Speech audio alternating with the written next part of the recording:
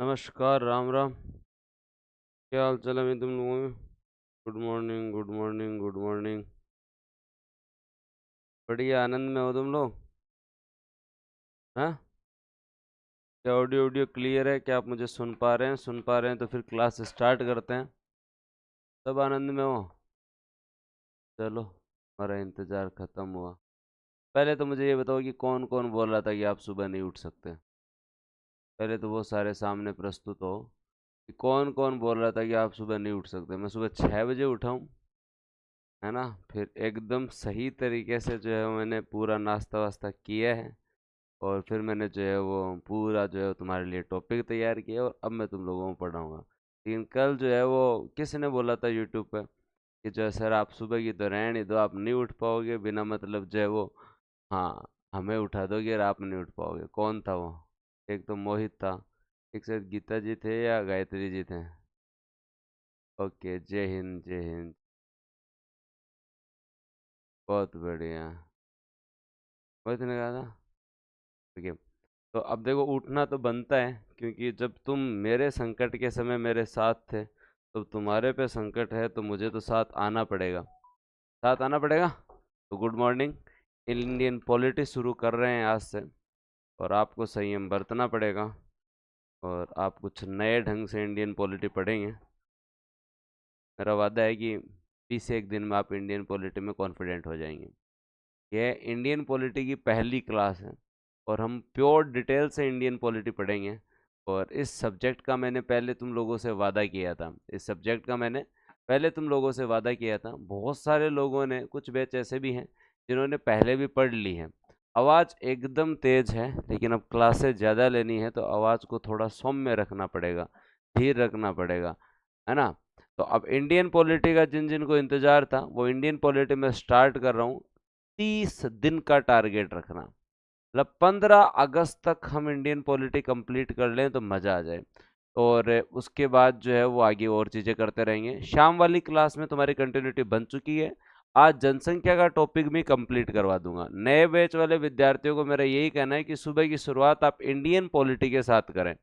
अब ये कमोद जी दो चार और है तो राजस्थान पॉलिटी बाद में पढ़ा दूँ। मैं कोई देवता तो हूँ कौन सो कोई एक दिन में 8 क्लास ले लेशू। अब जब एक चालू करिए तो 28 कौन राखी जाइए। पुरानी करायडी है, नोएडा दोबारा करवा दे। तो सुबह सुबह का समय मैं निकाल रहा हूँ। नोट्स किसी को नहीं बनाने हैं, अगर बनाने हैं तो तुम्हारी इच्छा है, मैं आपको एक टॉपिक एडवांस नोट्स देते रहूँगा।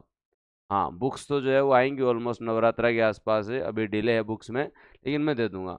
सुबह एक इम्पोर्टेंट चीज़ कि मुझे सुबह किसी भी प्रकार का जो है वो डिस्टरबेंस नहीं चाहिए।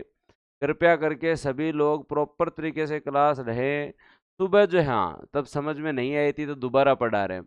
बूस्टर एकेडमी है जो एक बार नहीं, दो बार नहीं, 3 बार पढ़ाने को भी तैयार है। तो अब जो है वो 1 महीने मुझे सुबह 1.5 घंटे झेलो, अपनी पॉलिटी को कवर करो। कमेंट सेक्शन के अंदर जो है वो कोई बात नहीं आनी चाहिए, एकदम क्लियर। ठीक है, कि सुबह सुबह मैं कोई माथा पड़ी कौन करूँ ना, बिना मतलब कोई आदमी ब्लॉक हो जाए लो, फिर चाहे खटाई आ जाए जाए बोले मेरो ब्लॉक करेडो खटाऊ ब्लॉक होने वालों। ठीक है। मैं सुबह सुबह जो है वो अब स्वास्थ्य में सुधार है, मैं अपने स्वास्थ्य लाभ के साथ साथ आपको पढ़ाना चालू कर रहा हूँ। पॉलिटी आप लोग जब पढ़ें तो पॉलिटी को जो है वो डिवाइड करें 3 भागों में से। और पॉलिटी को जब आप 3 भागों में डिवाइड करेंगे तो आपको क्वेश्चंस का भी पता चलेगा, इसकी इंपॉर्टेंस भी पता चलेगी आपको इंडियन पॉलिटी की। इसमें 3 भाग जो हैं आपके इंडियन पॉलिटी के, वो कौन से हैं? जब आप अपने सिलेबस में देखेंगे तो आपको पॉलिटी के सिलेबस में 3 भाग मिलेंगे, और 3 भाग में से पहला भाग जो है वो पॉलिटी का कौन सा आता है दोस्तों आपका यहाँ, कि जिसके अंदर आप लोग जो है वो इसका इंट्रोडक्शन पढ़ते हैं। इसका आप क्या पढ़ते हैं? इंट्रोडक्शन पढ़ते हैं। फिर आप संविधान निर्माण की पृष्ठभूमि पढ़ते हैं। आप संविधान निर्माण की जो है वो पृष्ठभूमि पढ़ते हैं कि संविधान का निर्माण कैसे हुआ। तो संविधान निर्माण की आप पृष्ठभूमि पढ़ते हैं। और उसके बाद में आप लोग जो है वो संविधान सभा पढ़ते हैं। आप लोग क्या पढ़ते हैं? संविधान सभा पढ़ते हैं। और संविधान सभा पढ़ने के बाद में आप संविधान की विशेषताएं पढ़ते हैं। आप संविधान की विशेषता पढ़ते हैं और विशेषता में ही आप लोग जो है वो चाहे अनुसूची हो चाहे भाग हो, ये सारी चीजें आप लोग कवर करते जाते हैं। पहले 5 से 7 दिन जो है वो आपके इसी चीज में लगने हैं। उसके बाद आप जब सेकेंड पार्ट में आते हैं तो आप लोगों को जो है वो संविधान में पढ़ना पड़ता है फंडामेंटल राइट क्या होते हैं, डीपीएसपी क्या होते हैं, नीति निर्देशक तत्व क्या होते हैं, फिर राष्ट्रपति क्या होता है, और राष्ट्रपति के बाद में आप लोगों को पढ़ना पड़ता है कि संसद क्या होती है, क्या होती है, संसद क्या होती है। ये पोर्शन आर्टिकल 1 से लेकर और आपका आर्टिकल 123 तक रहता है। आर्टिकल सारे में याद करवा दूंगा, आर्टिकल सारे में याद करवा दूंगा, आपको घबराने की जरूरत नहीं है।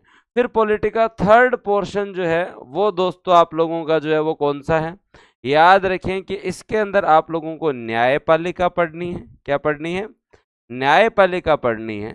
इसके अंदर आप लोगों को जो है वो सारे आयोग पढ़ने हैं।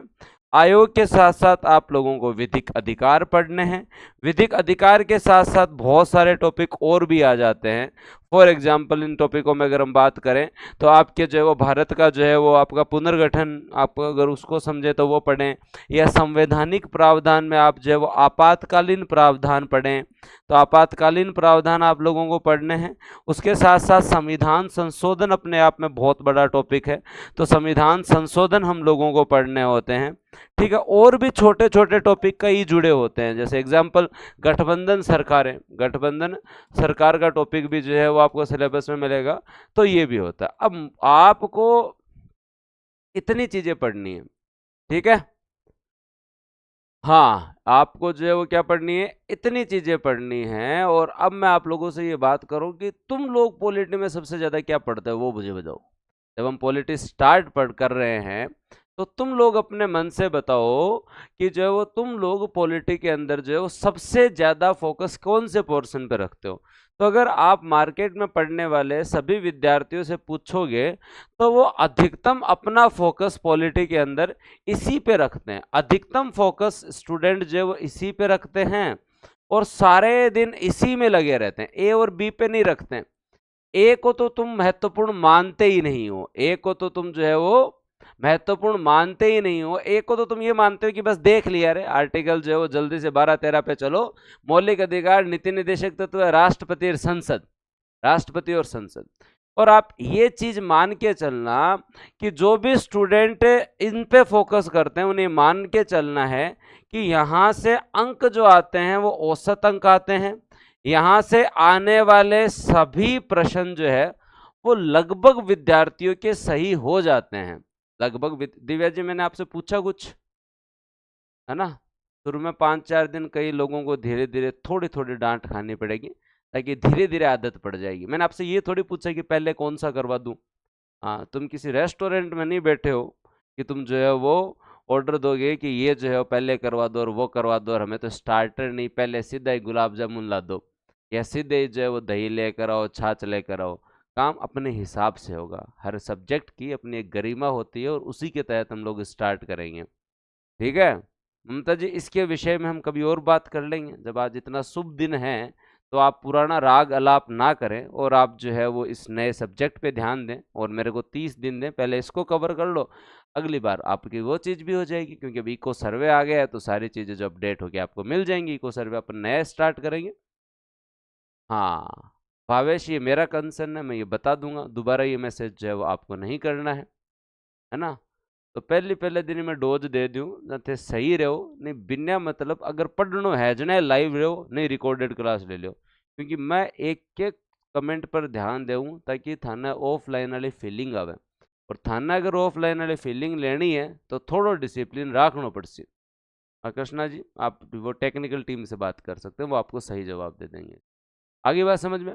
तो ये औसत अंक प्रदान करते हैं, इनके ऊपर हम कम ध्यान देते हैं, लेकिन फिर भी 3 से 4 प्रश्न यहां से आते हैं हर बार। आप लोगों को 1 प्रश्न ये चार्टर एक्ट वैक्ट जो थे ना वहां से मिल जाएगा। 1 प्रश्न आपको हर बार जो है वो दोस्तों कहां से मिल जाएगा, 1 प्रश्न आपको हर बार जो है वो संविधान सभा से मिल जाएगा, 1 प्रश्न संविधान की विशेषता से मिल जाएगा, 1 प्रश्न भाग एवं अनुसूची से मिल जाएगा ना। वॉइस एकदम फुल है, जितनी आनी चाहिए उतनी आ रही है, तो आप थोड़ा इधर ध्यान दे लीजिए पूजा जी, ठीक है। अब मैं पूरे मन से पढ़ा रहा हूं तो रुक जाओ, मैं बार बार नहीं कहूंगा, नवाब नहीं हो तुम, पहले से स्ट्रिक्टली बता देता हूं। इसके बावजूद अगर किसी के हौसले ज्यादा है तो सुबह सुबह बिना मतलब सुन लोगे। हाँ, और ये इसलिए क्योंकि कोई सुबह सुबह अपना टाइम निकाल के पढ़ रहा है, और मैंने 1000 बार पहले दिन भी कहा था, और क्या कहा था, मुझे कमेंट सेक्शन में कमेंट्री नहीं चाहिए, नहीं चाहिए, नहीं चाहिए। हाँ, वो इस एकदम क्लियर है, सारी चीजें क्लियर है, कमेंट सेक्शन में बंद कर दूंगा अगर तुम्हारे यही तरीके रहे तो। और इसी वजह से मुझे बहुत सारे लोग कहते हैं कि आरएस के कोर्स को ना 50 का कर दो, ताकि गंभीर स्टूडेंट ही आ सके। हाँ, अब मैं चाहता हूं कि इसे अफोर्डेबल बनाए रखो, तो गंभीरता रखो, जब दाम लगे हैं ना, थोड़े कम लगे हैं तो फिर भी इसकी गंभीरता रखो कि पढ़ लो थोड़ा ढंग से। क्योंकि कोई एक्स सर्विसमैन ड्यूटी से टाइम निकाल रहा है, कोई हाउसवाइफ जो है ना सुबह अपने जो है वो चूल्हे चौके से टाइम निकाल रही है, ठीक है, और कोई सरकारी कर्मचारी जो है स्कूल जाने से पहले टाइम निकाल रहा है, और कोई गांव का विद्यार्थी ढाणी में बैठा बैठा सुबह उठ के पढ़ना चाह रहा है। तो तुम्हारे को अगर किसी तुम में से अगर कोई नवाब हो ना, तो चुपचाप जाके ना रिकॉर्डेड क्लास देख लो। एग्जैक्ट बोल दिया, मैं दोबारा नहीं बोलूंगा। अगर किसी ने कमेंट सेक्शन में बिना मतलब की बात कही तो ब्लॉक हो जाएगा, बार बार नहीं बताऊंगा मैं। और ये 5-4 टॉपिक आप लोगों को बेहतरीन तरीके से हमें पढ़ने हैं।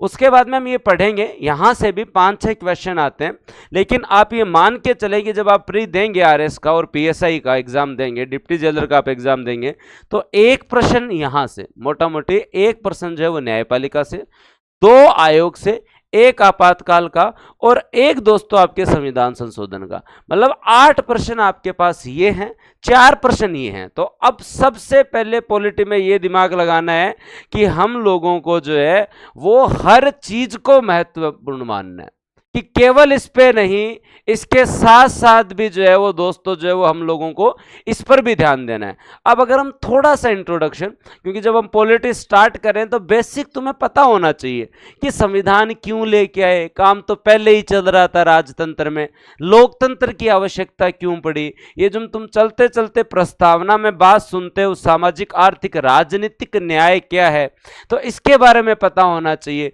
उदारवाद क्या होता है, समाजवाद क्या होता है, साम्यवाद क्या होता है, इन चीजों के बारे में पता होना चाहिए। संविधानवाद, कॉन्स्टिट्यूशन और कॉन्स्टिट्यूशनिज्म जो है आपका संविधानवाद, इनमें अंतर क्या है, इन सारी चीजों पे थोड़ा थोड़ा पता होना चाहिए। जब हम प्रारंभिक टाइम से जाने तो राजनीतिक विज्ञान का जनक अरस्तु को कहा जाता है। अरस्तु ने अपनी किताब पॉलिटिक्स में कहा कि एक राज्य, एक स्टेट, एक राज्य, राज्य मतलब राजस्थान ये नहीं, राज्य शब्द का उल्लेख जब भी आएगा तो राज्य शब्द का हमेशा अर्थ निकालना एक सरकार, एक राष्ट्र से संबंधित। और वो कब बनता है, एक राज्य तब बनता है जब उसके पास निश्चित भूभाग हो, जब उसके पास क्या हो, निश्चित भूभाग हो, उस पर रहने वाली एक जो है वो जनसंख्या हो, और वहां राज करने वाली एक सरकार हो, और वो सरकार सोविनियर हो, संप्रभु हो, उस पर किसी दूसरे का कंट्रोल नहीं हो, तब जाके हम बोलते हैं कि एक स्टेट है, ये आपका जो है वो स्टेट है। मैं स्टेट शब्द का उल्लेख यहां पूरे राष्ट्र से कर रहा हूं। तो याद रखना है कि राजनीतिक विज्ञान के जनक अरस्तु ने अपनी किताब द पॉलिटिक्स में ये कहा कि अगर कोई स्टेट है या कोई राज्य बनना चाहता है तो उसके पास एक निश्चित भूभाग होना चाहिए। जैसे भारत के पास एक निश्चित भूभाग है, उस पर रहने वाले 121 करोड़ की आवाम है, वहां पे काम करने वाली अभी हमारी जो है मोदी जी की सरकार है, और वो सरकार संप्रभु है। हम ना किसी वर्ल्ड बैंक, ना किसी यूएनओ, ना कोई पाकिस्तान, ना कोई अमेरिका, हमारी विदेश नीति, हमारी आंतरिक नीति में कोई भी हस्तक्षेप नहीं कर सकता, उसे हम स्टेट कहते हैं। जब राजनीति विज्ञान के बारे में आगे बात चलती है कि भी सरकार तो आपने बता दिया, लेकिन सरकार के जो है वो अंग क्या होते हैं, सरकार तो आपने बता दिया, लेकिन सरकार के अंग क्या होते हैं, सरकार में काम किस किस प्रकार से होते हैं। कभी कभी चलते चलते ही तुम लोग ये शब्द सुन लेते हो कि विधायिका है, कार्यपालिका है, न्यायपालिका है, लेजिस्लेटिव, एग्जीक्यूटिव और जुडिशरी, ये शब्द सुन लेते हो। विधायिका क्या है, इनके बारे में भी हम बात करेंगे। तो जो आपके जो है वो अगर हम बात करें आगे, तो मोंटेस्क्यू ने अपनी पुस्तक the spirit of laws, the spirit of laws, इनकी किताब क्या थी, द स्पिरिट ऑफ लॉज, इन्होंने जो है वो इसके अंदर जो है वो सरकार के 3 अंग बताए या 3 काम बताए, सरकार के 3 अंग और 3 काम बताए। और इन्होंने शक्ति पृथक्करण का सिद्धांत दिया कि शक्तियों को हम लोग जो है वो क्या करें दोस्तों, बांट दें, हम शक्तियों को 3 भागों में बांट दें। और ये कॉन्सेप्ट किसने दिया, मॉन्टेस्क्यू ने अपनी पुस्तक द स्पिरिट ऑफ लॉज में सरकार के 3 कार्य या 3 अंग बताए और ये शक्ति पृथक्करण का सिद्धांत दिया। उन्होंने कहा कि एक अंग विधायिका होता है, एक अंग कौन होता है, विधायिका होता है जिसे आप लेजिस्लेटिव बोलते हो, एक अंग एग्जीक्यूटिव होता है जिसे आप कार्यपालिका बोलते हो, और एक न्यायपालिका होता है। एक क्या होता है, न्यायपालिका होता है। अब एक चीज तुम्हें याद रखना पड़ेगा, अब पॉलिटी पढ़ो ना तो रट्टा नहीं लगाना है किसी भी चीज का, चाहिए बेसिक टर्म सोच है, कोई भी चीज हो, रट्टा नहीं लगाना। अपने आसपास की चीजों में देखो आप लोग कि विधायिका कौन सी संस्था है। विधायिका वो संस्था है जहां जनप्रतिनिधि आप चुन के भेजते हो, आप जनप्रतिनिधि आप लोग जो है वो चुन के भेजते हो। तो आप जनप्रतिनिधि चुन के कहां भेजते हो, बताना मेरे को एक बार। आपके चुने हुए जनप्रतिनिधि चाहे प्रत्यक्ष रूप से हो चाहे अप्रत्यक्ष रूप से हो, वो कहां जाते हैं, तो आपके द्वारा चुने गए प्रतिनिधि या तो संसद में जाते हैं, या तो कहां जाते हैं, संसद में जाते हैं। तो ये तो संघ सरकार की विधायिका हो गई, ये तो संघ की विधायिका हो गई। या वो लोग जो है वो राज्य में कहां जाते हैं, विधानमंडल में जाते हैं ना, राज्य में कहां जाते हैं, विधानमंडल में जाते हैं, विधानसभा, विधान परिषद, विधान मंडल में जाते हैं। तो इनको आप क्या बोलते हो, इनको आप बोलते हो मेंबर ऑफ पार्लियामेंट, एमपी। इन्हें आप क्या बोलते हो, member of state legislative, MLA. तो ये आपके लोग जो जाते हैं वहां पे और जाके क्या करते हैं, विधानसभा, लोकसभा, संसद, राज्यसभा, विधान परिषद, यहां भेजते हो ना जनप्रतिनिधियों को। तो विधायिका वो अंग है जो जनप्रतिनिधियों द्वारा चुना हुआ अंग है। लेकिन ये करते क्या वहां जाके, तुम कभी कभी नहीं सुनते कि आज सरकार जो है वो कृषि पे 3 कानून लेकर आई, आज सरकार जो है वो सीए पे जो है वो एक्ट लेकर आई, आज राजस्थान की विधानसभा के अंदर जो है वो जो आपके वकील हैं, जो आपके अधिवक्ता है, उनके संरक्षण के लिए एक्ट लाया गया। आप कभी कभी नहीं सुनते कि आज सूचना का अधिकार जो है वो एक्ट में संशोधन किया गया, आज जो है वो दोस्तों आपके यहाँ पे जो है वो right to information, right to education में अमेंडमेंट किया गया, सुनते हो ना। तो ये जो सारे लोग डिबेट करते हैं, फिर लास्ट में गवर्नमेंट क्या लेके आती है उस विधायिका में, विधि का निर्माण करती है। किसका निर्माण करती है, विधि का निर्माण करती है, विधि का संशोधन करती है, विधि का निर्माण करती है, विधि का संशोधन करती है, मतलब लॉ बनाती है। और दोस्तों जो है वो लॉ बनाने के साथ साथ जो है उसके साथ याद रखें, लॉ बनाती है और लॉ बनाने के साथ साथ दोस्तों जो है उसमें अमेंडमेंट करती है। क्या याद रखना है, अमेंडमेंट करती है। हाँ, मनीष का प्रश्न है कि सर डिस्टरबेंस तो नहीं कर रहा, लेकिन ये पूछ रहा हूँ सीईटी के लिए भी यही है या अलग है। मैं सीईटी के लिए अलग पढ़ाऊंगा, सीईटी में जितना आना होता है वो उतना आता है। तो अगर मैं तुम लोगों को कॉमन ही पढ़ाऊंगा तो फिर बाद में क्या मतलब रहेगा। आप आरएस की क्लास में हैं, आप पीएसआई डिप्टी जेलर को जो है टारगेट कर रहे हैं, जहां सिलेबस सेम है, तो हमें गुणवत्तापूर्ण पढ़ना पड़ेगा। सीईटी में पढ़ने का तरीका अलग होगा। मैं यहाँ आप लोगों को प्रॉपर डिटेल के अंदर मेंस में लिखना कैसे है, भारी से भारी क्वेश्चन आ जाए तो भी सही करना है। सीईटी में ज्यादातर तथ्यात्मक प्रश्न आते हैं तो वहां की स्पीड अलग होगी। हाँ, वहां की स्पीड अलग होगी। बबलू का कहना है कि आपको इंपॉर्टेंट लगे वो लगा देना सर, कुछ भी इंपॉर्टेंट नहीं है, पूरी की पूरी पॉलिटी इंपॉर्टेंट है, केवल और केवल आर्टिकल पढ़ने से नहीं। जब तक, हाँ याद रख लेना, जब तक जो है वो हम इसको अंतर्निहित कर लेंगे तब तक जो है वो मजा नहीं आएगा। अंतर्निहित करना ही पड़ेगा, हमें समझना पड़ेगा। सर विधानसभा में बिल को लेकर हंगामा, ऐसे हंगामा होता है लेकिन सुबह सुबह तुम्हें नहीं करना है। और बताओ सर पॉलिटी का क्या अर्थ है, सब पे आ रहे हैं। राजनीति विज्ञान का क्या अर्थ है, शासन के 3 अंग होते हैं, उसके माध्यम से जनता की आकांक्षाओं को पूरा करने के लिए सरकार को चलाना ही राजनीतिक व्यवस्था है। ठीक है, तो ये याद रख लेना। तो सीईटी के अंदर जो है वो, अब देखो जिन लोगों के पास दोनों बैच है वो ये पॉलिटी भी पढ़ सकते हैं, सीईटी वाली भी पढ़ सकते हैं।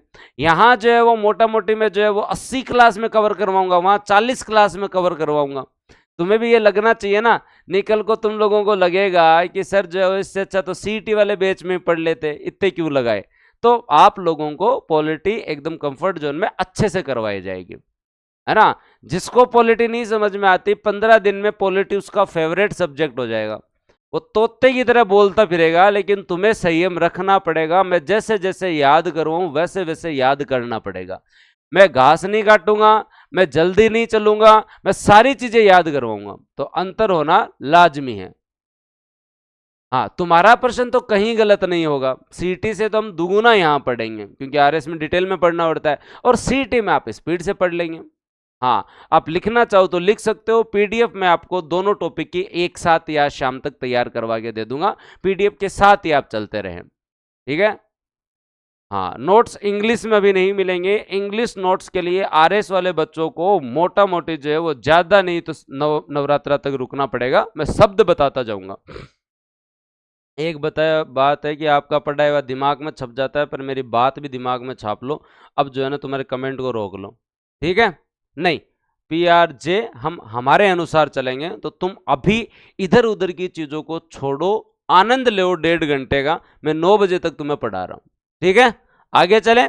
अब उसके बाद में बात करते हैं आपके यहाँ पे कार्यपालिका के बारे में। विधायिका समझ में आ गया कि भी विधायिका वो संस्था है जो विधि निर्माण और विधि का संशोधन करती है, कानून लाती है, कानून जो है वो दोस्तों उसका संशोधन करती है। कार्यपालिका वो संस्था है। कार्यपालिका के बारे में जब हम बात करें तो दोस्तों याद रखना कि आपके यहाँ पे जो है वो, आपने कहा कि ये जो है वो आपकी संसद है, ये आपकी क्या है, संसद है। और इसमें से ही कुछ लोग जो है वो दोस्तों जो है मोदी जी ने इन सबको लेकर और एक मंत्री परिषद बना दिया। क्या बना दिया? मंत्री परिषद बना दिया। क्या बना दिया? एक मंत्री परिषद बना दिया। और मंत्री परिषद एक बना दिया, जैसे मोदी जी की जो है वो मंत्री परिषद, तो इससे हम कार्यपालिका कहते हैं। इसे हमें कार्यपालिका कहते हैं। इसे हम लोग क्या कहते हैं? कार्यपालिका। भारत में किसी व्यक्ति का मंत्री बनने के लिए संसद का सदस्य होना जरूरी है। वो बिना संसद का सदस्य हुए 6 महीने रह सकता है, वो एक अलग शर्त है। लेकिन बेसिक सी शर्त ये है कि दोस्तों याद रखना कि ये जो आपकी विधायिका थी, इस विधायिका में से कुछ जो है वो स्पेशल लोग जो होते हैं वो क्या करते हैं दोस्तों, आपके मंत्री बन जाते हैं, और उसे हम बोलते हैं कार्यपालिका। उसे हम लोग क्या बोलते हैं? उसे हम लोग बोलते हैं कार्यपालिका। उसे हम लोग क्या बोलते हैं? उसे हम लोग बोलते हैं कार्यपालिका। और ये कार्यपालिका क्या करेगी? तो हमेशा याद रखना, कार्यपालिका विधायिका द्वारा बनाए गए कानूनों का क्रियान्वयन करेगी। कानूनों का क्रियान्वयन करेगी, याद रख लेना। ये कानून का तो जो है वो क्या करेगी? क्रियान्वयन करेगी। मान लो कि आपके यहाँ कृषि बिल आए, तो उसे लागू तो कृषि मंत्रालय करेगा ना, लागू तो उसे कृषि मंत्रालय करेगा। आपका सूचना का अधिकार आया तो लेके तो विधायिका लेके आई, लेकिन लागू तो सूचना का मंत्रालय करेगा ना, जायज बात है। कोई एमएसएमई का आप एक्ट लेकर आए तो वो एक्ट तो विधायिका लेकर आई, लेकिन लागू तो एमएसएमई मंत्रालय करेगा ना। आई बात समझ में? कृषि के कानून आए तो लागू तो कृषि मंत्रालय करेगा ना। सूचना का अधिकार आया या जो है वो राइट टू एजुकेशन दोस्तों आपके यहाँ आई तो उसे लागू तो शिक्षा मंत्रालय करेगा ना। तो जो मंत्रालय होते हैं और जो मंत्री होते हैं, जो मंत्रालय होते हैं और जो मंत्री होते हैं, वो कार्यपालिका माना जाता है। इन लोगों का काम क्या होता है? इन लोगों का काम होता है विधायिका द्वारा बनाए गए कानून का क्रियान्वयन करना, और उसके साथ साथ अपने अपने मंत्रालय की नीति बनाते रहना। क्या बनाते रहना? नीति बनाते रहना। उन नीति का क्रियान्वयन करते रहना, अपनी अपनी योजनाएं लाते रहना, अपनी अपनी योजनाएं लाते रहना, अपने अपने कार्यक्रम लाते रहना। फॉर एग्जांपल राष्ट्रीय कृषि विकास योजना, मृदा स्वास्थ्य कार्ड योजना, योजनाओं के नाम सुनते हो तुम लोग? पीएम सूर्य घर मुफ्त बिजली योजना, अभी सरकार ने कहा है कि हम बीमा योजना लाएंगे, जनधन खाता अकाउंट, ये सारी योजनाएं है ना, मुद्रा योजना, तो ये सारे काम है। तो आपकी जो विधायिका है, जो संसद है, उनमें से कुछ लोग जो है वो मंत्री परिषद बनते हैं। उनमें उन सबसे मेन आदमी होता है पीएम होता है, राज्य में सीएम होता है। और इन लोगों का काम क्या होता है? इनके द्वारा बनाए गए कानून का जो है वो लागू करना और अपने अपने मंत्रालय की पॉलिसी मेकिंग करना, पॉलिसी इंप्लीमेंट करना, स्कीम्स बनाना, प्लानिंग्स करना और उन्हें लागू करना। जायज बात है। तो अब कोई पूछे कि गुरुजी जो है वो ये तो आपने बात बता दी, लेकिन क्या कोई कार्यपालिका भी जो है वो अस्थायी और स्थायी होती है क्या? कार्यपालिका भी जो है वो अस्थायी और स्थायी होती है क्या? तो अगर आप इसका सदस्य बनना चाहते हैं, क्योंकि मंत्री तो 5 साल के लिए बनता है, लेकिन आरएस जो है वो दोस्तों उम्र के 60 साल तक रहता है। आई बात समझ में? तो आपकी इसको हमेशा याद रखें, जो आपकी कार्यपालिका जो आप बता रहे हैं, ये कार्यपालिका के भी 2 अंग होते हैं, एग्जीक्यूटिव के भी, और जिसमें एक अंग होता है दोस्तों आपके यहाँ पे अस्थायी कार्यपालिका, जिसमें लोग बदलते रहते हैं सरकारों के साथ साथ है। आज मंत्री कोई है, कल कौन होगा कौन जाने भाई। मोदी जी चाहे उसको रखे और जनता चाहे तो मोदी जी को रखे, नहीं किसी और को रखे। तो ये अस्थाई है, लेकिन तुम लोग सिलेक्शन लेके जाओगे तो तुम आओगे स्थायी कार्यपालिका में, क्योंकि मंत्रालय के द्वारा बनाई गई नीति, सरकार के द्वारा बनाया गया कानून, बनाई गई योजना, उसको लागू तो लास्ट में कलेक्टर है, सब डिविजनल मजिस्ट्रेट है, तहसीलदार है, तुम लोग ही तो करोगे, तुम लोग ही तो करोगे, आईएएस आरएएस ही तो करोगे।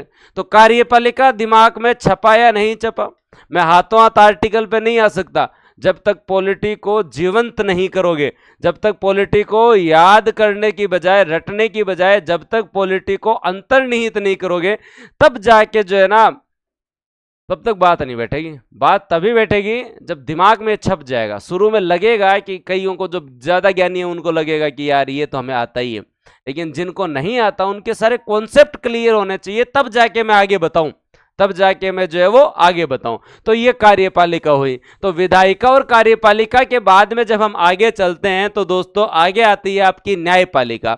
और न्यायपालिका का काम जो है वो दोस्तों क्या होता है, न्यायपालिका भारत में जो है वो न्यायपालिका दोहरी भूमिका में है। न्यायपालिका का काम जो है वो सरकार में दोहरी भूमिका में है। जनता को न्याय देना तो है ही, लेकिन इसके अलावा लोकतंत्र में सरकार के अंग के रूप में भी इसका काम 2 काम है।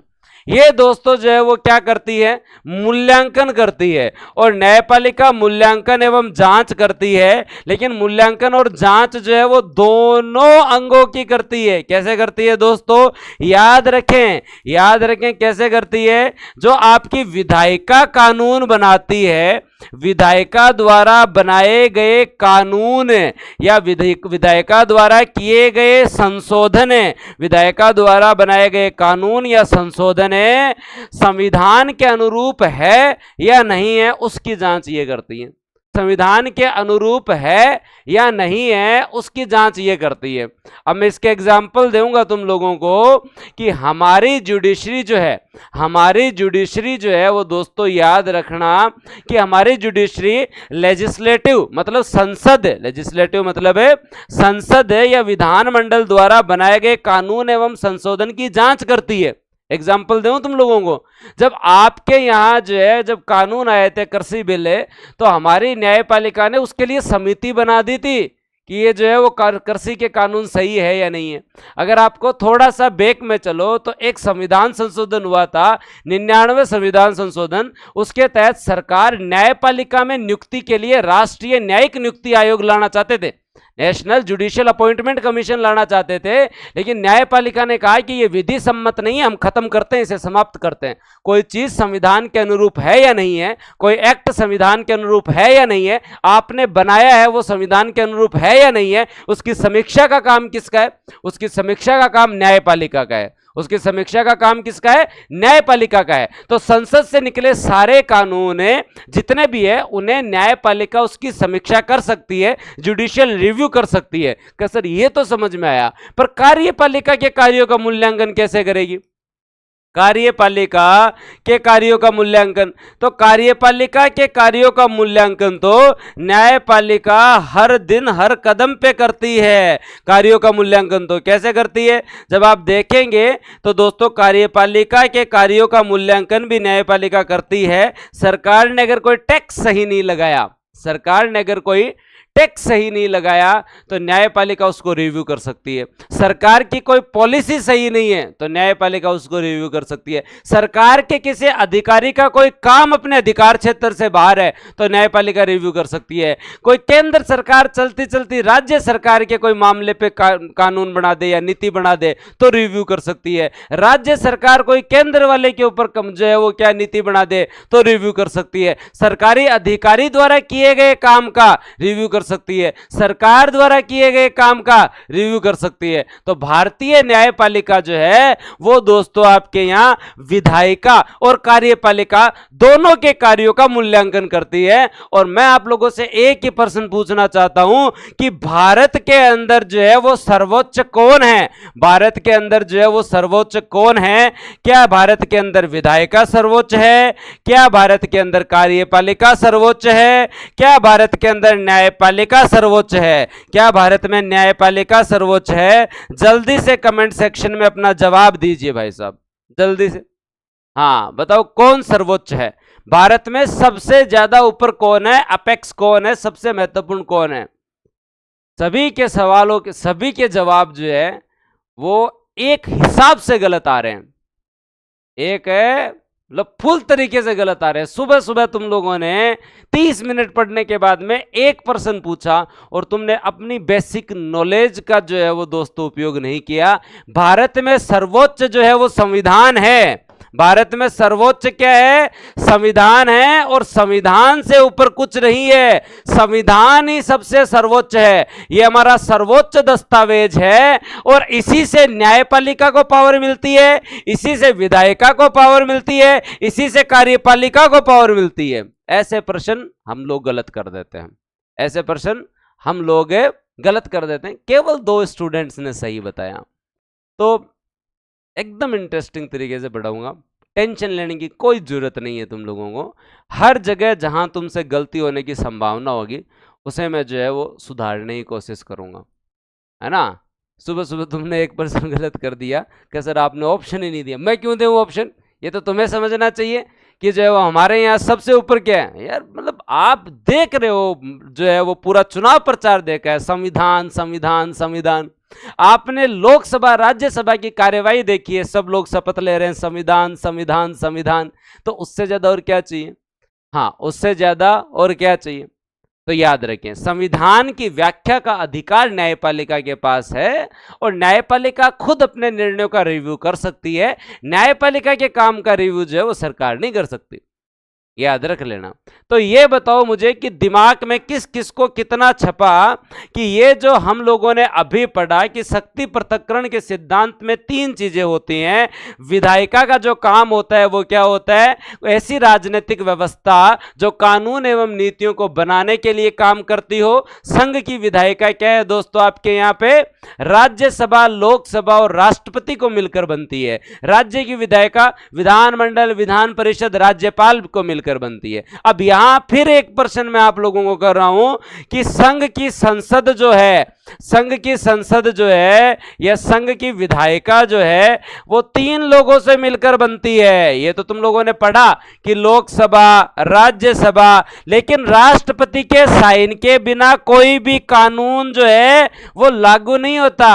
राष्ट्रपति संसद का एक महत्वपूर्ण अंग है। राष्ट्रपति संसद का एक महत्वपूर्ण अंग है। लोकसभा ने पारित कर दिया, राज्यसभा ने पारित कर दिया, लास्ट में साइन किसके होंगे? सुंदर सुंदर है।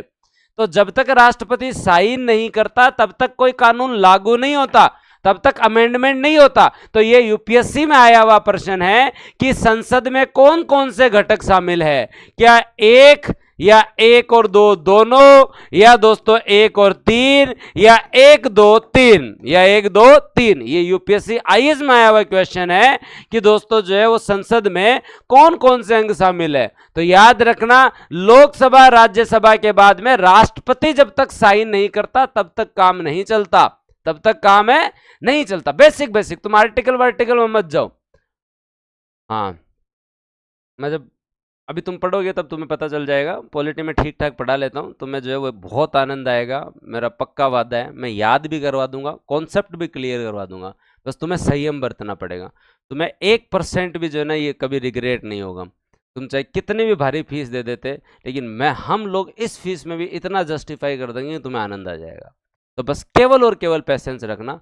और मैं इस स्थिति में अभी भी नहीं हूं कि मैं इतनी क्लासें ले सकूं, लेकिन फिर भी मैं ले रहा हूं क्योंकि जब पिछले 3 महीने मैं बीमार था तो मेरे 99% बच्चों ने मुझसे एक बार भी ये नहीं कहा, एक बार भी ये नहीं कहा कि आप बीमार हो तो हम क्या करें, हमारा सिलेबस तो होना चाहिए। एक बार भी नहीं कहा। हमारे 8-8 9-9 घंटे क्लासें चल रही थी, लेकिन तुम लोगों के जो है वो कोऑपरेशन इतना लाजवाब था कि हाँ भाई 3-4 महीने से सर डिस्टर्ब चल रहे हैं। पहले शादी का मामला था सिस्टर का, फिर 2 ऑपरेशन हुए, सर्जरी हुई, लेकिन एक ने भी जो है ना 99 1-2% तो अपवाद खटे ही हुए, यहाँ तो कोई आदमी भगवान हुई राज्य को, लेकिन एक सब ने यही कहा कि आप रेस्ट करो, आप स्वास्थ्य का ध्यान दो, आप लास्ट में आके हमें कवर करवा देना। अब जब संकट तुम्हारे ऊपर है, जब वैकेंसी आने वाली है, लेकिन मैंने क्लासों में कोई कमी नहीं रखी। तुम्हारी इतनी क्लासें चली, मतलब ये बूस्टर एकेडमी पहला प्लेटफॉर्म होगा जहां 8-8 9-9 घंटे लाइव क्लास चल रही है ना। तो अब स्वास्थ्य मेरा सही हो रहा है, मैं 1-1 घंटे से स्टार्ट करूंगा, फिर स्पीड अप करके मैं इसे 1.5 घंटे कर दूंगा, और पुराने स्टूडेंट अगर पता है तो फिर मैं इसे जो है वो संडे सैटरडे को 3-3 घंटे पे कर दूंगा। ठीक है, तो होने के बाद में, और अब एक कुछ नए तरीके से भी आया हूं मैं, क्योंकि मैं 3 महीने जब फ्री था, बेड रेस्ट पे था, लेकिन मैंने 3 महीने में कंटेंट में आमूलचूल परिवर्तन कर दिया है ना, कंटेंट में आमूलचूल परिवर्तन कर दिया है। और ये एक आप लोगों के लिए भी फायदा रहा। अगर मैं पहले पढ़ाता तो तुम्हें पुरानी इकोनॉमी पढ़ाता, अब दोनों ये बजट आ गया, सरकार का 23 का और बजट आ जाएगा, फिर टेंशन लेने की क्या जरूरत है। तो अब रज के क्लास होएगी, बढ़िया तरीके से पढ़ेंगे। लेकिन तुम मुझे ये बताओ कि संविधान क्या है, तुम मुझे ये बताओ क्या संविधान क्या है, संविधान के बारे में थोड़ी चर्चा कर लेते हैं। तो ये याद रखना, कार्यपालिका हम लोगों ने बात की कि कार्यपालिका वह अंग है जो विधायिका द्वारा बनाए गए कानून को लागू करता है, नीति का निर्माण करता है, नीति का क्रियान्वयन करता है। भारत में विधायिका तथा कार्यपालिका का पृथक्करण नहीं है। हमारे सांसद ही जाके आगे जो है वो क्या बनते हैं, मंत्री बनते हैं। अस्थायी कार्यपालिका में मंत्री परिषद आती है, स्थायी कार्यपालिका में नौकरशाही आती है। न्यायपालिका का काम जो है वो दोस्तों दोहरी भूमिका का है, वो विधायिका द्वारा बनाए गए कानूनों की भी जांच करता है, और वो कार्यपालिका द्वारा क्रियान्वित किए गए कानूनों की भी जांच करता है। सबसे ऊपर हमारा सुप्रीम कोर्ट होता है, फिर हाई कोर्ट होता है, फिर डिस्ट्रिक्ट कोर्ट होता है। डिस्ट्रिक्ट कोर्ट भी 2 भागों में बंटे होते हैं, जिसे हम जुडिशरी में डिटेल में पढ़ेंगे। एक आपके सिविल कोर्ट होते हैं, क्रिमिनल कोर्ट होते हैं। सिविल कोर्ट के अंदर जो मामले चलते हैं वो किससे संबंधित है, कोई विवाद से संबंधित विवाद हो गया, तलाक हो गया, किराएनामे की बात हो गई, कोई कंपनी से संबंधित मामला हो गया। फौजदारी मामले में क्या काम चलते हैं, जो क्रिमिनल केस होते हैं, जहां पे चाहे कोई डकैती हो, लड़ाई हो, जो भी हो, वो सारे इसके अंदर चलते हैं। अब हम बात करते हैं संविधान के बारे में। क्या जरूरत पड़ी तुम लोगों को संविधान की, करें बात आगे संविधान के बारे में। क्या जरूरत पड़ी तुम लोगों को संविधान की, तो संविधान के बारे में बात करते हैं। क्या संविधान के बिना काम नहीं चल सकता था? अरे वाह, सब लोगों ने जो है वो डेफिनेशन बताई है। हाँ, पॉलिटी की शिव जी बुक तो नवरात्रा तक आएंगी, लेकिन पहले आपको जो है ना बढ़िया से PDF मिल जाएंगे। बताओ तुम लोग कि जो है वो क्या जरूरत पड़ी हम लोगों को, क्या जरूरत जो है वो पड़ी संविधान की। तो देखो, याद रखे, संविधान विधि का वो सर्वोच्च दस्तावेज है जिसमें सरकार की विभिन्न शक्तियों का भी उल्लेख है और उन पर आरोपित प्रतिबंधों का भी उल्लेख है। वैसे तो संविधान अपने आप में एक जीवन शैली है, संविधान अपने आप में एक जीवन शैली है, लेकिन मुद्दे की बात यह है कि संविधान जो है वो दोस्तों याद रखना, हमें ये बताता है कि आपकी एग्जीक्यूटिव की पावर्स क्या है, आपकी जो है वो दोस्तों लेजिस्लेटिव की पावर क्या है, जुडिशरी की पावर क्या है। इन तीनों की पावर बताती है आपकी दोस्तों कौन, संविधान। इन तीनों के पावर्स पे कौन कौन से प्रतिबंध है, ये भी कौन बताता है दोस्तों, संविधान।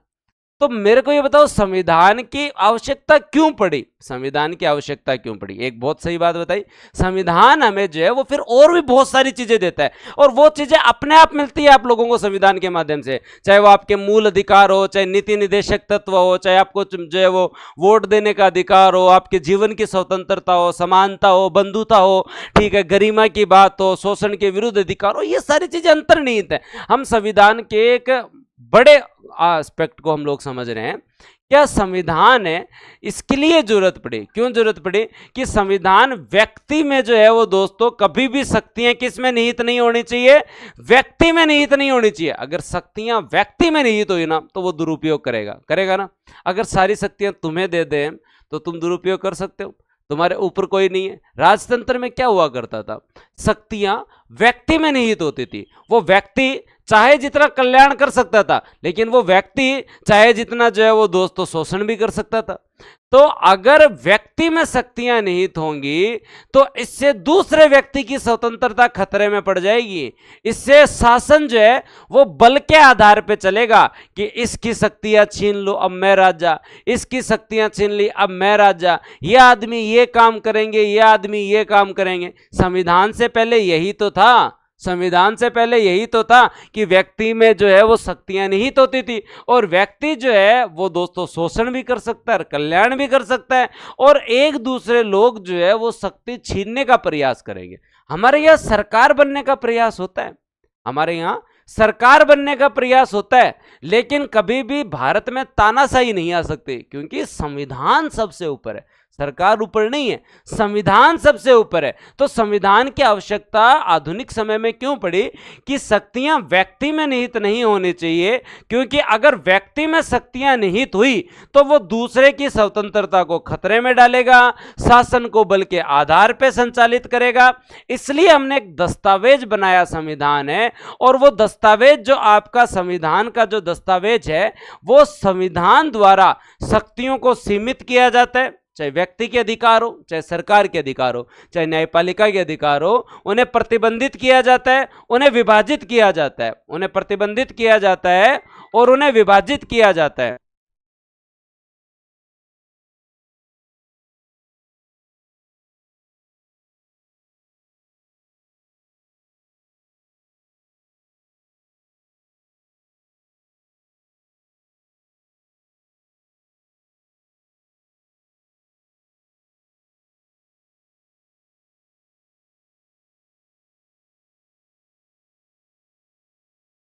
हेलो, हाँ कौन नहीं है, आवाज गई। अब देखो यही तो चीज समझनी है ना तुम लोगों को। अब आवाज गई तो कोई फोन आया जना, आवाज गई ना। तो इन अब देखो यही तो आरएस के स्टूडेंट हो यार, पीएसआई के स्टूडेंट हो, यही तो बेसिक सेंस लेके आना है कि कोई फोन आया है तो मेरे को तुम्हें बात सुनानी है क्या उसकी, है? या तुम सुन के क्या करोगे वो बात जो तुम्हारे काम की नहीं है, तुम संविधान की बात सुनो। तो यहाँ पे होआ मचाने की क्या जरूरत थी? ऐसे धैर्य नहीं रखोगे तो कैसे काम चलेगा? ये तो एक बेसिक सी बात थी, ये तो एक बेसिक सी बात थी कि फोन आया है तो मैं म्यूट करूंगा।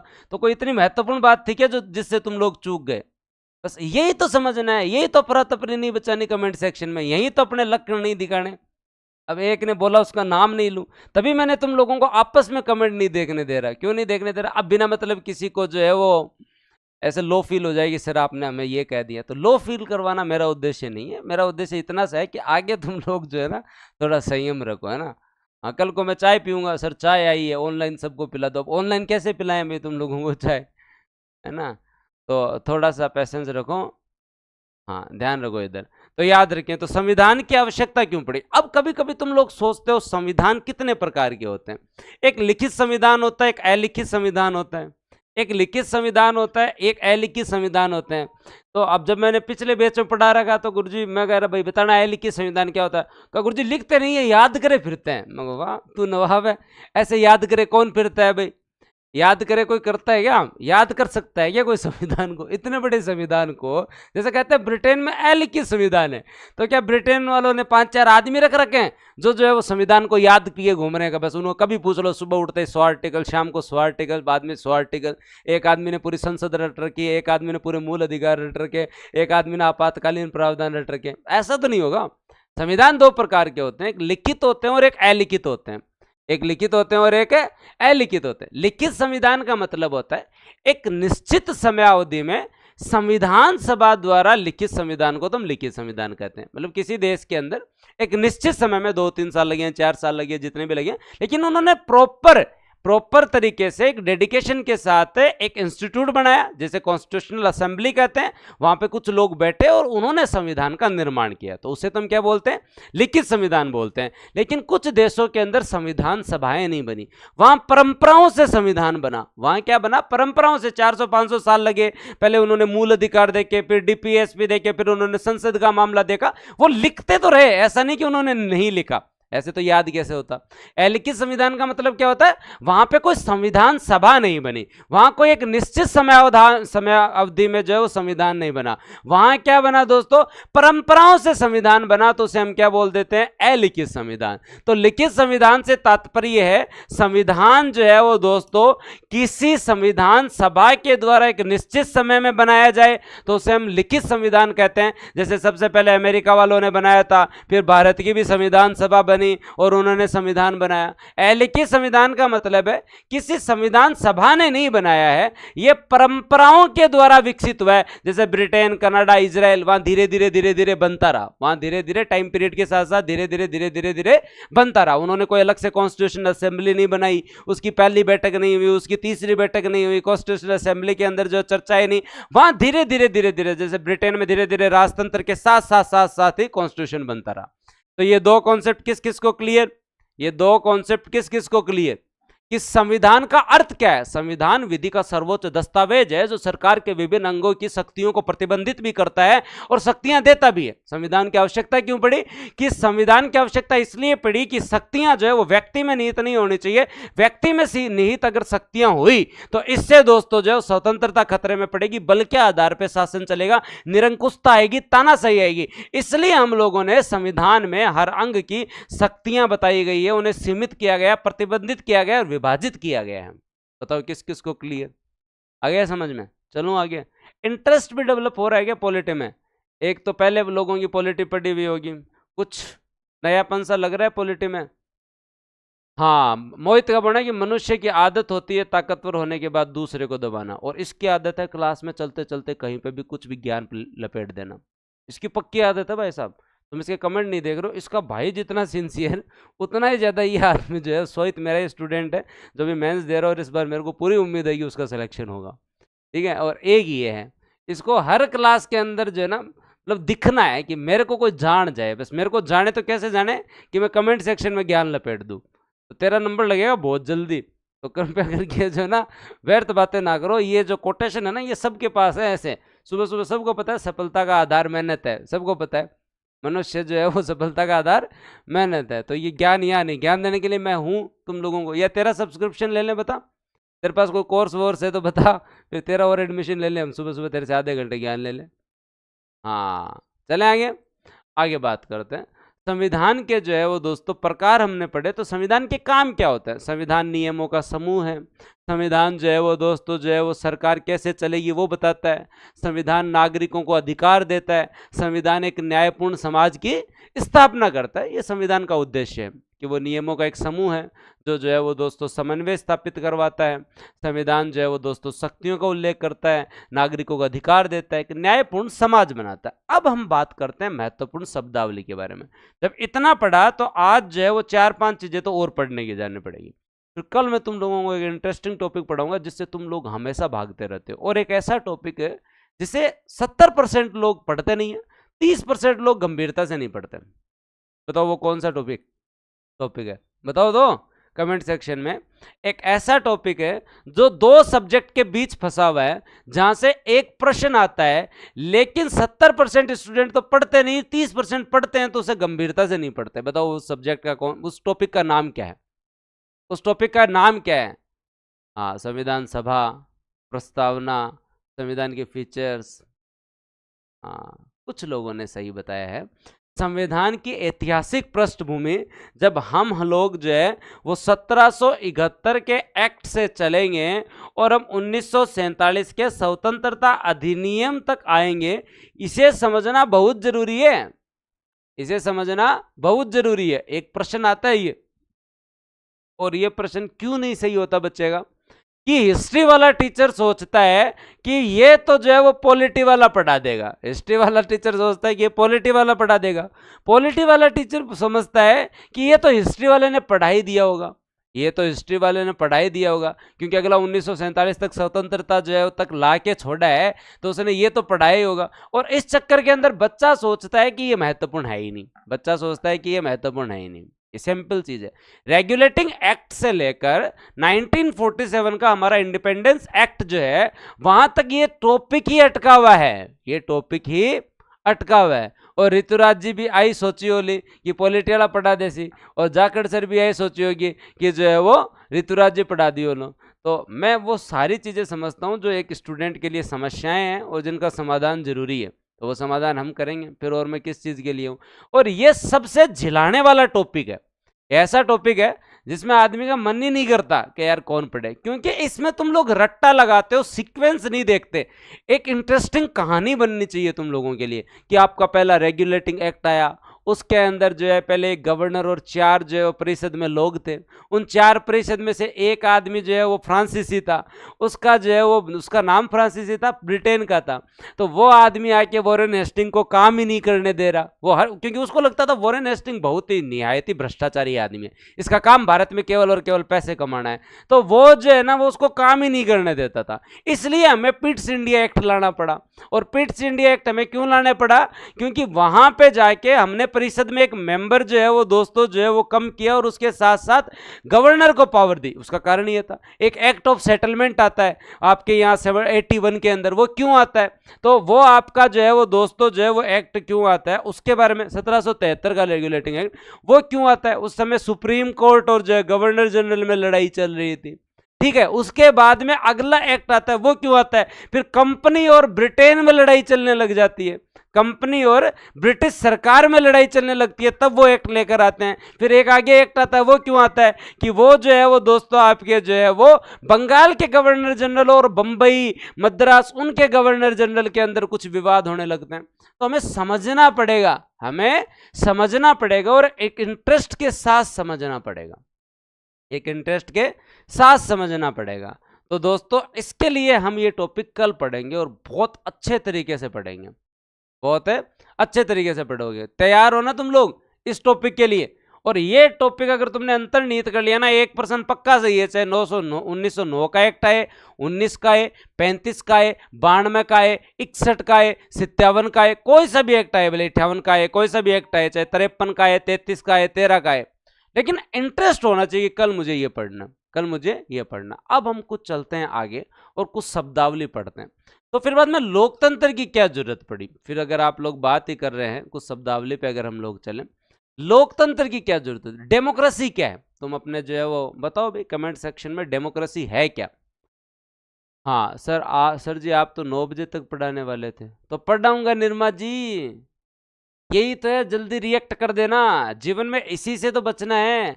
मैं भी तो यही कर रहा हूं, मैंने ये कहा कि ये हम कल पढ़ेंगे, लेकिन आज की क्लास कब खत्म हो गई, आपको कमेंट्री करने का अधिकार किसने दिया, आपको ये अधिकार किसने दिया है कि आप ये बोलें कि सर आपने तो कहा था 9 बजे तक पढ़ाएंगे और आप तो अभी कह रहे हो कि कल पढ़ेंगे, तो आपको ये कमेंट्री करने का अधिकार किसने दिया। आपको अधिकार है प्रश्न पूछने का, आपको अधिकार है मेरे द्वारा बताई गई चीज को याद करके लिखने का, आपको ये अधिकार किसने दिया। मैंने कहा था 9 बजे तक पढ़ाऊंगा, तो मेरी मर्जी है, मैं आराम से पढ़ाऊंगा, लेकिन तुम्हें ये क्यों लगा, तुम्हें कमेंट में क्यों लिखना पड़ा। इससे अच्छा तुम पेन कॉपी के अंदर जो को 2 चीज अच्छे लिखते तो वो तुम्हें ज्यादा याद होता।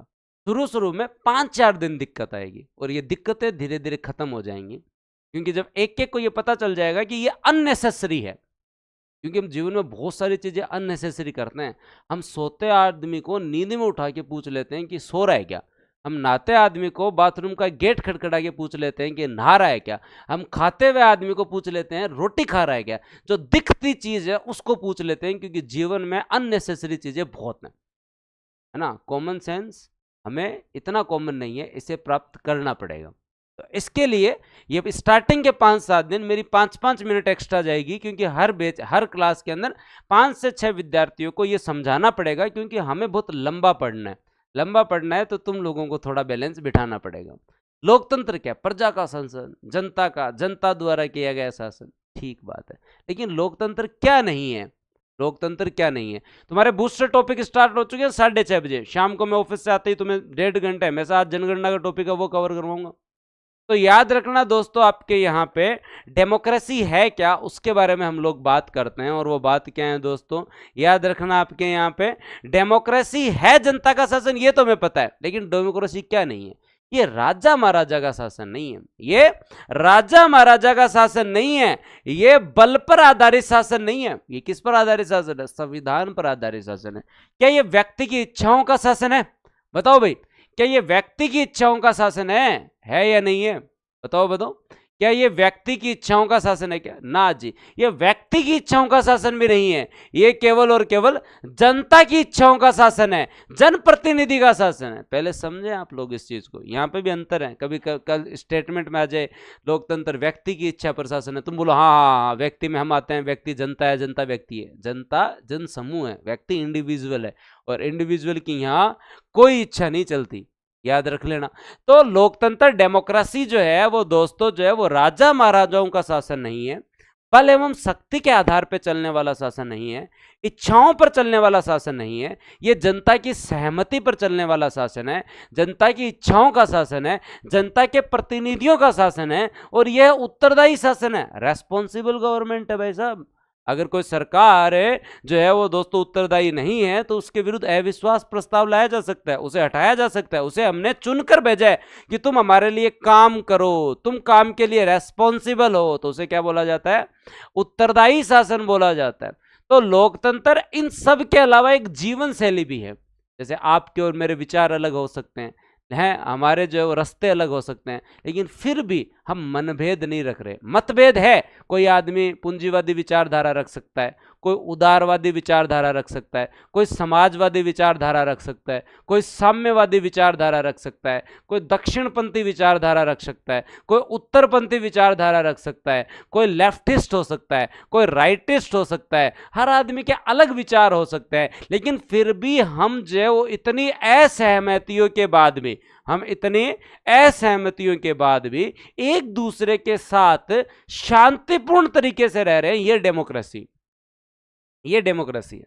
ये तो डेमोक्रेसी की बात जो है वो कॉन्स्टिट्यूशनल बात अगर हम बात करें तो वो है, लेकिन डेमोक्रेसी का व्यवहारिक रूप अगर हम लोग देखें, एक तो आपका सैद्धांतिक रूप होता है कि डेमोक्रेसी क्या है, कि डेमोक्रेसी जनता की सहमति पर, जनता की इच्छाओं पे, जनप्रतिनिधियों का शासन एक उत्तरदायी शासन है। लेकिन व्यवहारिक रूप से देखें तो हमारी डेमोक्रेसी क्या है कि हम लोगों के धर्म अलग हैं, हम लोगों के जो पंथ अलग हो सकते हैं, हम लोगों की जाति अलग हो सकती है, हमारे विचार अलग हो सकते हैं, फिर भी हम एक दूसरे से, हमारा मतभेद हो सकता है, फिर भी हम एक दूसरे का सम्मान करते हैं, एक दूसरे के साथ रहते हैं, असहमति के बावजूद साथ रहते हैं। डेमोक्रेसी का मजा है, एक ही घर में एक बेटा कांग्रेस को वोट देता है तो बाप जो है वो बीजेपी को भी दे सकता है, और बाप अगर कांग्रेस को देता है तो बेटा बीजेपी को भी दे सकता है। यही तो डेमोक्रेसी है।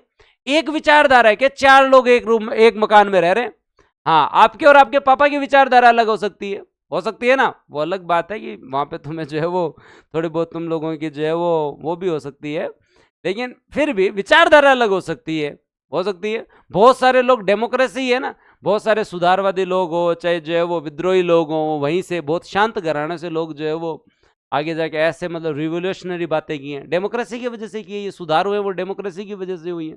तो इसे हम लोग क्या बोलते हैं? लोकतंत्र बोलते हैं। हम इसे क्या बोलते हैं? लोकतंत्र बोलते हैं। अब कभी कभी शब्द आता है पंथ निरपेक्षता, और एक शब्द आता है पंथ निरपेक्ष राज्य। इन दोनों में अंतर बताओ। सेक्युलर और सेक्युलर स्टेट, सेक्युलर और सेक्युलर स्टेट, जैसे आप लोग जो धर्म निरपेक्ष भी बोल सकते हो, लेकिन अंग्रेजी में क्या होता है दोस्तों आपका? सेक्युलर या सेक्युलर स्टेट। इस शब्द के बारे में कोई जो बताए ना कि इन दोनों में क्या अंतर है, उसको मान जाऊं मैं। पंथ निरपेक्ष और पंथ निरपेक्षता और पंथ निरपेक्ष राज्य, इन दोनों में अंतर क्या है? हाँ बहुत तगड़ा अंतर है। पहले तो तुम मुझे बताओ पंथ निरपेक्षता क्या होता है? पंथ निरपेक्षता क्या होता है? पंथ निरपेक्षता क्या होता है? पंथ सेक्युलर और सेक्युलर स्टेट में क्या अंतर है? हो पंथ, हाँ कुलदीप का बताना है कि पंथ निरपेक्ष से तात्पर्य राज्य का कोई धर्म नहीं होगा, देश का कोई धर्म नहीं होगा। ओके, अलग अलग धर्म होने के बाद भी सबको समान अधिकार होंगे, किसी धर्म विशेष को बढ़ावा नहीं देंगे। कैसे काम चलेगा दोनों? एक ही धर्म को बढ़ावा नहीं देंगे, किसी भी राज्य कोई धर्म नहीं। अरे मैं तो दोनों में अंतर बता रहा हूँ, दोनों में अंतर बता दो तुम लोग। और ये जो पहले दिन जिस जोश से तुम लोग लाइव बैठे हो ना, लास्ट तक मुझे ये जोश चाहिए, तब जाके मजा आएगा। लास्ट तक ये जोश रहे। हाँ नहीं बताया, 90% ने गलत बताया। भाई जब मैं केवल पंथ निरपेक्षता पूछ रहा हूं तो बार बार राज्य को क्यों घुसा रहे हो, राज्य को क्यों घुसा रहे हो? पंथ निरपेक्षता का मतलब है व्यक्ति के दैनिक कार्य धार्मिक आधार पे न होके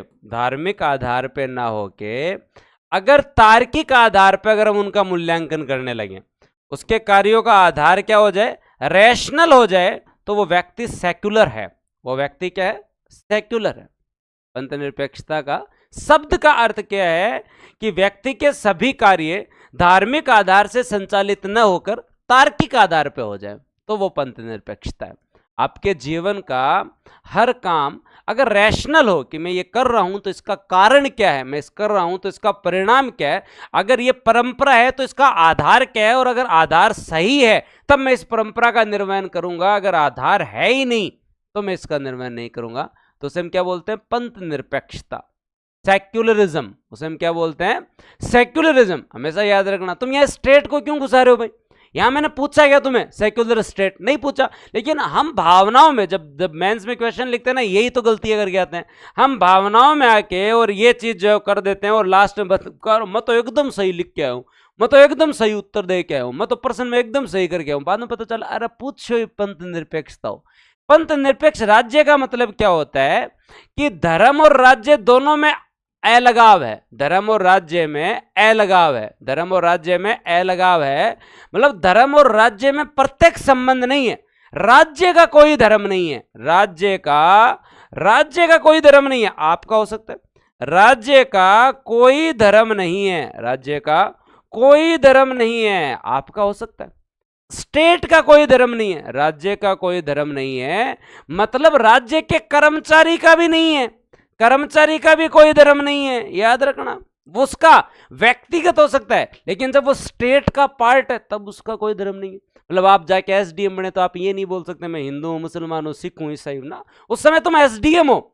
अगर तुम जाके तहसीलदार बनते हो तो तुम ये नहीं बोल सकते मैं तो हिंदू तहसीलदार हूं, ये तहसीलदार मुसलमान तहसीलदार है, ना ना ना, उस समय तुम तहसीलदार हो, तुम राज्य का अंग हो, तुम राज्य के कर्मचारी हो। तुम शिक्षक हो तो तुम ये नहीं बोल सकते कि मैं तो जो है वो जाट शिक्षक हूँ, या जो है मैं तो राजपूत शिक्षक हूँ, मैं तो ब्राह्मण शिक्षक हूँ, या मैं तो हिंदू शिक्षक हूँ, मुस्लिम शिक्षक हूँ, सिख शिक्षक हूँ, नहीं बोल सकते ना, क्योंकि तुम एज ए स्टेट, जब तुम सरकारी कर्मचारी हो तो तुम किसका प्रतिनिधित्व कर रहे हो, सरकार का प्रतिनिधित्व कर रहे हो, और जब सरकार का प्रतिनिधित्व कर रहे हो तो तुम्हारा कोई धर्म नहीं है। व्यक्तिगत जीवन में तुम सुबह शाम आरती करो, अपने मजहब को मानो, जो है वो गुरुद्वारे में जाओ, जहां पे भी जाओ, सरकार तुम्हारे घर में नहीं आ रही, लेकिन जब तुम सरकार के अंग के रूप में काम करो तब तुम जो है वो क्या हो दोस्तों, तुम्हारा कोई धर्म नहीं है, ना राज्य का ना राज्य के कर्मचारी का, क्योंकि हमने धर्म और स्टेट को अलग किया है, हमने धर्म और स्टेट को अलग किया है। और अगर हम सकारात्मक शब्दों में देखें तो इसका मतलब है सर्वधर्म समभाव। राज्य जो है वो सभी धर्मों का जो है वो सम्मान करेगा। भारतीय संदर्भ में से हम क्या बोलते थे, सर्वधर्म समभाव। दिमाग में बैठी बात कुछ, किस किस के बैठी बताओ मेरे को, हाँ दिमाग में बात बैठी। अब ये पूछ कर पढ़ाना है ना, ये इसलिए महत्वपूर्ण हो जाता है क्योंकि इससे लर्निंग बढ़ती है, अधिगम जो है वो इससे बढ़ता है। क्यों बढ़ता है, जब मैंने आपसे पूछा तो तुमने दिमाग लगाया, जब तुम्हें दिमाग लगाया। मैंने क्या बताया अभी आप लोगों को कि अंग्रेजी के अंदर जो हम इसे सेक्युलरिज्म ही बोलते हैं। अब पंथ और धर्म को तुम लोग डिवाइड करके इसे पंथ निरपेक्षता की जगह धर्म निरपेक्षता कर लो, ठीक है, और इसे जो है धर्मनिरपेक्ष राज्य कर लो। लेकिन संविधान में कोई धर्मनिरपेक्ष शब्द का उल्लेख नहीं है, केवल पंथ निरपेक्ष शब्द, सेक्युलर शब्द का ही जो है वो उल्लेख है। आज किस किस को आज इसका पता चला, आनंद आ रहा है क्या? हाँ भावना जी, अगर ये नहीं समझ में आया तो आप रिपीटेड देख सकते हो, क्योंकि मैंने बहुत अच्छे से एक्सप्लेन किया है कि पंथ निरपेक्षता सेक्युलरिज्म का मतलब क्या होता है कि हमारे जीवन के जो कार्य हैं, हमारे जीवन के जो कार्य हैं, हमारे जीवन के कार्य धार्मिक आधार पर संचालित ना होकर तार्किक आधार पर संचालित हो, तो इसे पंथ निरपेक्षता कहते हैं। लेकिन पंथ निरपेक्ष राज्य क्या है, राज्य का मतलब ये हुआ कि दोस्तों जो है वो राज्य और धर्म में कोई संबंध नहीं है, राज्य और राज्य के कर्मचारी का कोई धर्म नहीं है। निजी जीवन में वो धार्मिक हो सकता है, मतलब सरकार की नीतियां धर्म से प्रभावित नहीं होंगी, सरकार धर्म में हस्तक्षेप नहीं करेगी, सरकार धर्म में हस्तक्षेप नहीं करेगी। भारत में से हम सर्वधर्म समभाव भी कह सकते हैं। राज्य ना किसी धर्म के प्रति आग्रह रखेगा, ना दुराग्रह रखेगा, ना किसी को बढ़ाएगा तो ना किसी को कम करेगा। धर्म जो है वो अलग विषय है। धर्म और राजनीति को आपस में मत मिलाओ, नहीं तो बहुत घटिया कॉकटेल बन जाएगी। धर्म और राजनीति जो है वो बहुत घटिया कॉकटेल बन जाती है अगर धर्म और राजनीति को हम एक साथ मिला लेते हैं तो। हाँ, राजनीति में धर्म के द्वारा स्थापित मूल्यों को अपनाओ तो बहुत जरूरी है। हाँ, राजनीति में हर आदमी अगर जो है वो ये धार्मिक, धार्मिकता में बहुत अच्छी चीजें भी है ना, कि वो सत्य के साथ राजनीति करे, वो निष्पक्षता के साथ राजनीति करे, वो आदमी जो है वो मूल्य युक्त राजनीति करे, वो आदमी जो है वो आपकी सरकार जो है वो उत्तरदायी सरकार बने, जनता के कल्याण के लिए काम करे। वो क्या करे? जनता के लिए कल्याण के लिए काम करे। तो याद रखें, धर्म और राजनीति को मत मिलाओ। राजनीति में धर्म की अच्छी चीजों को इंप्लीमेंट करवाओ ना, धर्म की अच्छी चीजों को इंप्लीमेंट करवाओ ना। कोई धर्म, कोई भी मजहब किसी दूसरे की काट नहीं करता। हर धर्म शांति की बात करते हैं, हर धर्म जो है वो शांति की बात करते हैं। उस धर्म को इंटरप्रेट लोग करते हैं जो उसकी गलत व्याख्या करते हैं। असामाजिक तत्व हर धर्म जाति पंथ के अंदर हैं, पर अच्छे लोग भी हर धर्म जाति और पंथ के अंदर है। तो हमें जो है वो धार्मिकता से मतलब ये नहीं है कि तुम लोग केवल और केवल यही बात करो। आप धार्मिकता से नैतिक मूल्य समझे। आप अगर कर्मचारी हैं तो अगर आप निष्पक्षता से काम कर रहे हैं तो आपसे अच्छा कोई नहीं, आप सबसे तगड़े धार्मिक हैं। अगर तुम्हारा काम है, अगर तुम कर्मचारी और तुम एसडीएम हो और तुम अपने जो उत्तरदायी है, उत्तरदायित्व है, तुम्हारे जो कर्तव्य है उनका निर्वहन कर रहे हो ना, तुम सबसे गजब हो। तुम्हारे से गजब कोई नहीं है, तुम सबसे तगड़े धार्मिक हो। भगवान तुमसे खुश है। मतलब आदमी अपने कर्तव्यों का निर्वहन कर लेना तो इस दुनिया की सारी समस्याओं का समाधान हो जाए, सारी समस्याओं का समाधान हो जाए। गांधी जी का एक स्टेटमेंट है और गांधी जी ने कहा कि व्यक्ति जो है वो हमेशा अधिकारों के पीछे भागता है, और अधिकारों के बजाय अगर वो कर्तव्यों के पीछे भागे ना तो इस पूरे समाज में सबके अधिकार सुनिश्चित हो जाए। तो किसी ने कहा समझाओ जी ये कैसे? क्योंकि हम हर आदमी कहते हैं my life my right, my life my right, my rules, हम हमेशा कहते हैं। कभी किसी ने सोचा ही है कि माई लाइफ माई ड्यूटीज? अगर हम हमेशा घर पे भी हम लोग बात करते हैं मेरो अधिकार है, मन ओ लियार दो, मैं अठ जास्यू, मैं ये करस्यू, तुमने कभी भी ऐसे बोला माई लाइफ माई ड्यूटीज? अगर हर व्यक्ति इस पूरे समाज में अपने कर्तव्यों का निर्वहन कर ले, अगर हर व्यक्ति समाज में अपने कर्तव्य का निर्वहन कर ले तो किसी के भी अधिकार में बाधा नहीं आएगी, किसी के भी अधिकार में बाधा नहीं आएगी। जिसका एग्जाम्पल देता हूं मैं कि मेरा कर्तव्य है कि मैं किसी की निजता का हनन नहीं करूं, मेरा कर्तव्य है कि मैं किसी की निजता का हनन न करूं। तो अगर मैं इस कर्तव्य का निर्वहन कर लूं तो हर आदमी को निजता का अधिकार मिल जाएगा, हर आदमी को निजता का अधिकार मिल जाएगा ना। मतलब मेरा कर्तव्य है मैं किसी की प्राइवेसी में इंटरफेयर नहीं करूं। तो हर आदमी अगर इस कर्तव्य का निर्वहन कर ले कि मुझे किसी की प्राइवेसी में इंटरफेयर नहीं करना, तो हर आदमी को प्राइवेसी का अधिकार मिल जाएगा। मेरा कर्तव्य है कि मैं किसी के स्वतंत्रता के अधिकार का हनन नहीं करूं, स्वतंत्रता के अधिकार का हनन नहीं करूं, तो दोस्तों जो है हर आदमी को स्वतंत्रता का अधिकार मिल जाएगा, हर आदमी का स्वतंत्रता का अधिकार मिल जाएगा। जायज बात है ना। तो हमें कर्तव्य रूपी संसार में रहना चाहिए। अधिकारों का संसार जो है ना वो थोड़ा निरंकुश होता है। अधिकार के पीछे मत भागो। माई लाइफ माई रूल्स जो है ना फेसबुक पे लिखने में अच्छा लगता है, माई लाइफ माई जो है वो राइट्स जो है वो लिखने में अच्छा लगता है। आप लिखो माई लाइफ माई ड्यूटीज।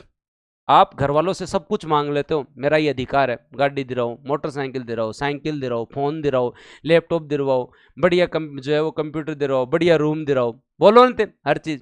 कभी तुम लोगों ने ये बोला क्या मेरी ये ड्यूटी है, मेरी ये ड्यूटी है कि जो है वो मैं पढ़ूंगा, मैं आपको सिलेक्शन करवा के दिखाऊंगा, मेरी ये ड्यूटी है कि मैं आप लोग जो मेरे ऊपर इतना कुछ कर रहे हो तो मेरी ये ड्यूटी है कि मैं इसका आपको रिजल्ट दूंगा। अगर जिस दिन हम हमारी ड्यूटी पे चले जाएंगे, क्योंकि माता पिता तुम्हारे लिए जो कर रहे हैं ना वो उनका राइट नहीं है, वो उनकी ड्यूटी है कि वो तुम्हें लैपटॉप दिलवाएं, फोन दिलवाएं, अच्छा कमरा दिलवाएं, तुम्हें अच्छा जो ऐप दिलाएं बूस्टर अकेडमी का, तुम्हें जो पढ़ने के लिए सारी आधारभूत सुविधाएं दिलाएं, तुम्हें पॉकेट मनी दें, तुम्हें पैसा दें, ठीक है, तुम्हें घूमने के लिए भी अनुमति दें, तुम्हें शादी ब्याह में जाने की अनुमति दें। ये उनकी ड्यूटी है, वो अपनी ड्यूटी का निर्वहन कर रहे हैं। लेकिन तुम केवल और केवल राइट की बात कर रहे हो, तुम केवल और केवल किसकी बात कर रहे हो? राइट की। My life my rules, my life my right. नहीं, तुम भी अपनी ड्यूटी को समझो कि तुम्हारी ड्यूटी है, वो अपनी ड्यूटी निभा रहे हैं तो तुम भी अपनी ड्यूटी निभाओ। और इस दुनिया में अगर सब अपनी ड्यूटी निभाने लग जाएंगे ना, कर्तव्यों का निर्वहन करने लग जाएंगे ना, तो जीवन बहुत अच्छा होगा, जीवन है बहुत अच्छा होगा। तो आगे चलते हैं, आगे बात करते हैं अपन आया समझ में कुछ है? पहले दिन ज्यादा भावुक मत हो जाना, आप पे पॉलिटिक्स बहुत पढ़नी है अभी। आया समझ में? आज से तुम अपने कर्तव्य का पालन कौन कौन करेगा? आज से यही बोलोगे, माई लाइफ माई ड्यूटीज। बताओ बताओ।